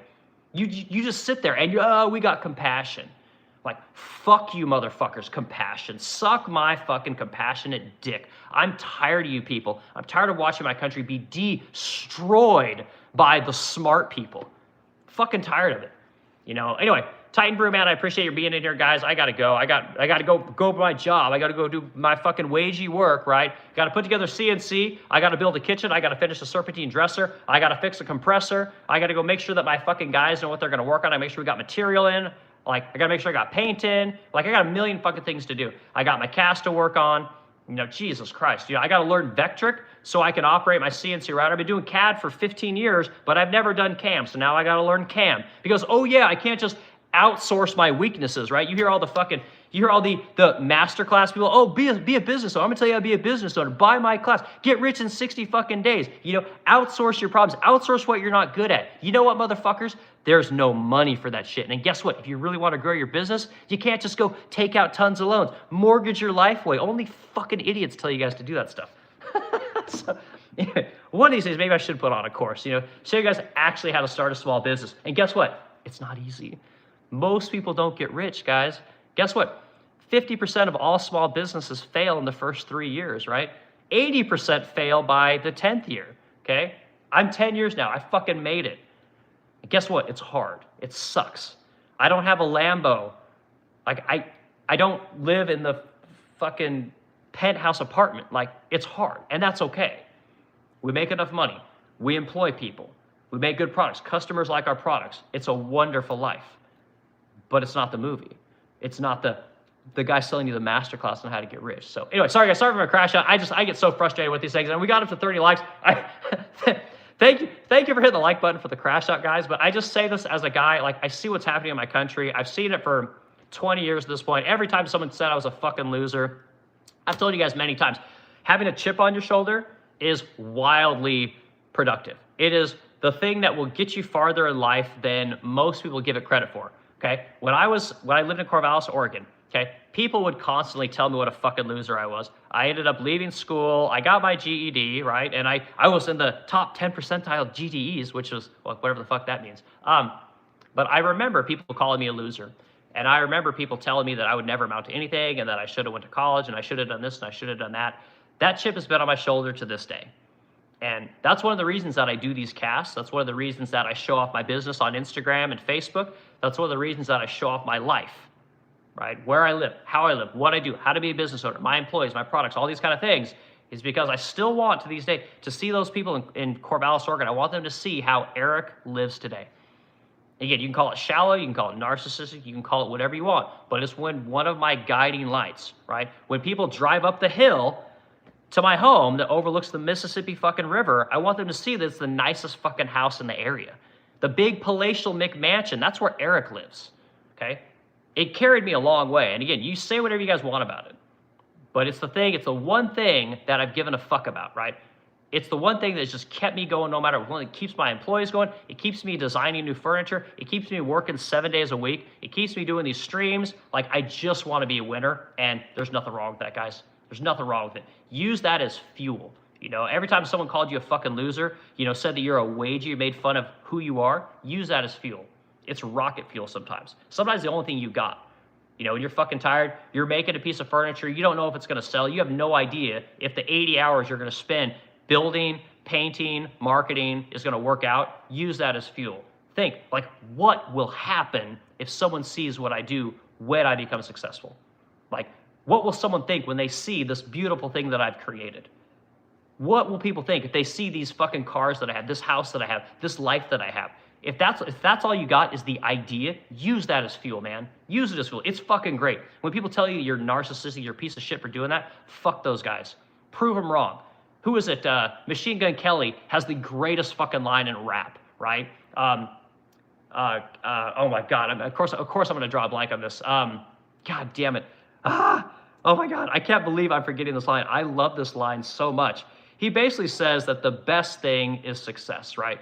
The best revenge is success, right? Show people what you do. Be somebody. Do something great. Even if it's not, you're not a millionaire, you're a billionaire or whatever, just show people what you do. Show them that you did more than everyone thought you were going to do. Show them that you did the thing that nobody thought you were going to do, right? Everyone said you're going to be a fucking loser. Show them you made it. You did okay. You're not a loser. You don't live in the apartment. You're still not in that little buttfuck town. Like, you did something with your life. Okay, so anyway, I'm going to close off with that, guys. I know no one wants to hear me rant and talk about chips on their shoulders and being successful as a fucking idiot. But I appreciate everybody here today. Thanks for coming to the cast. And again, I gave you guys almost 120 minutes. I tried to do an hour, but we went way over that. So again, you guys have a great week. It's Wednesday. Let's get after it.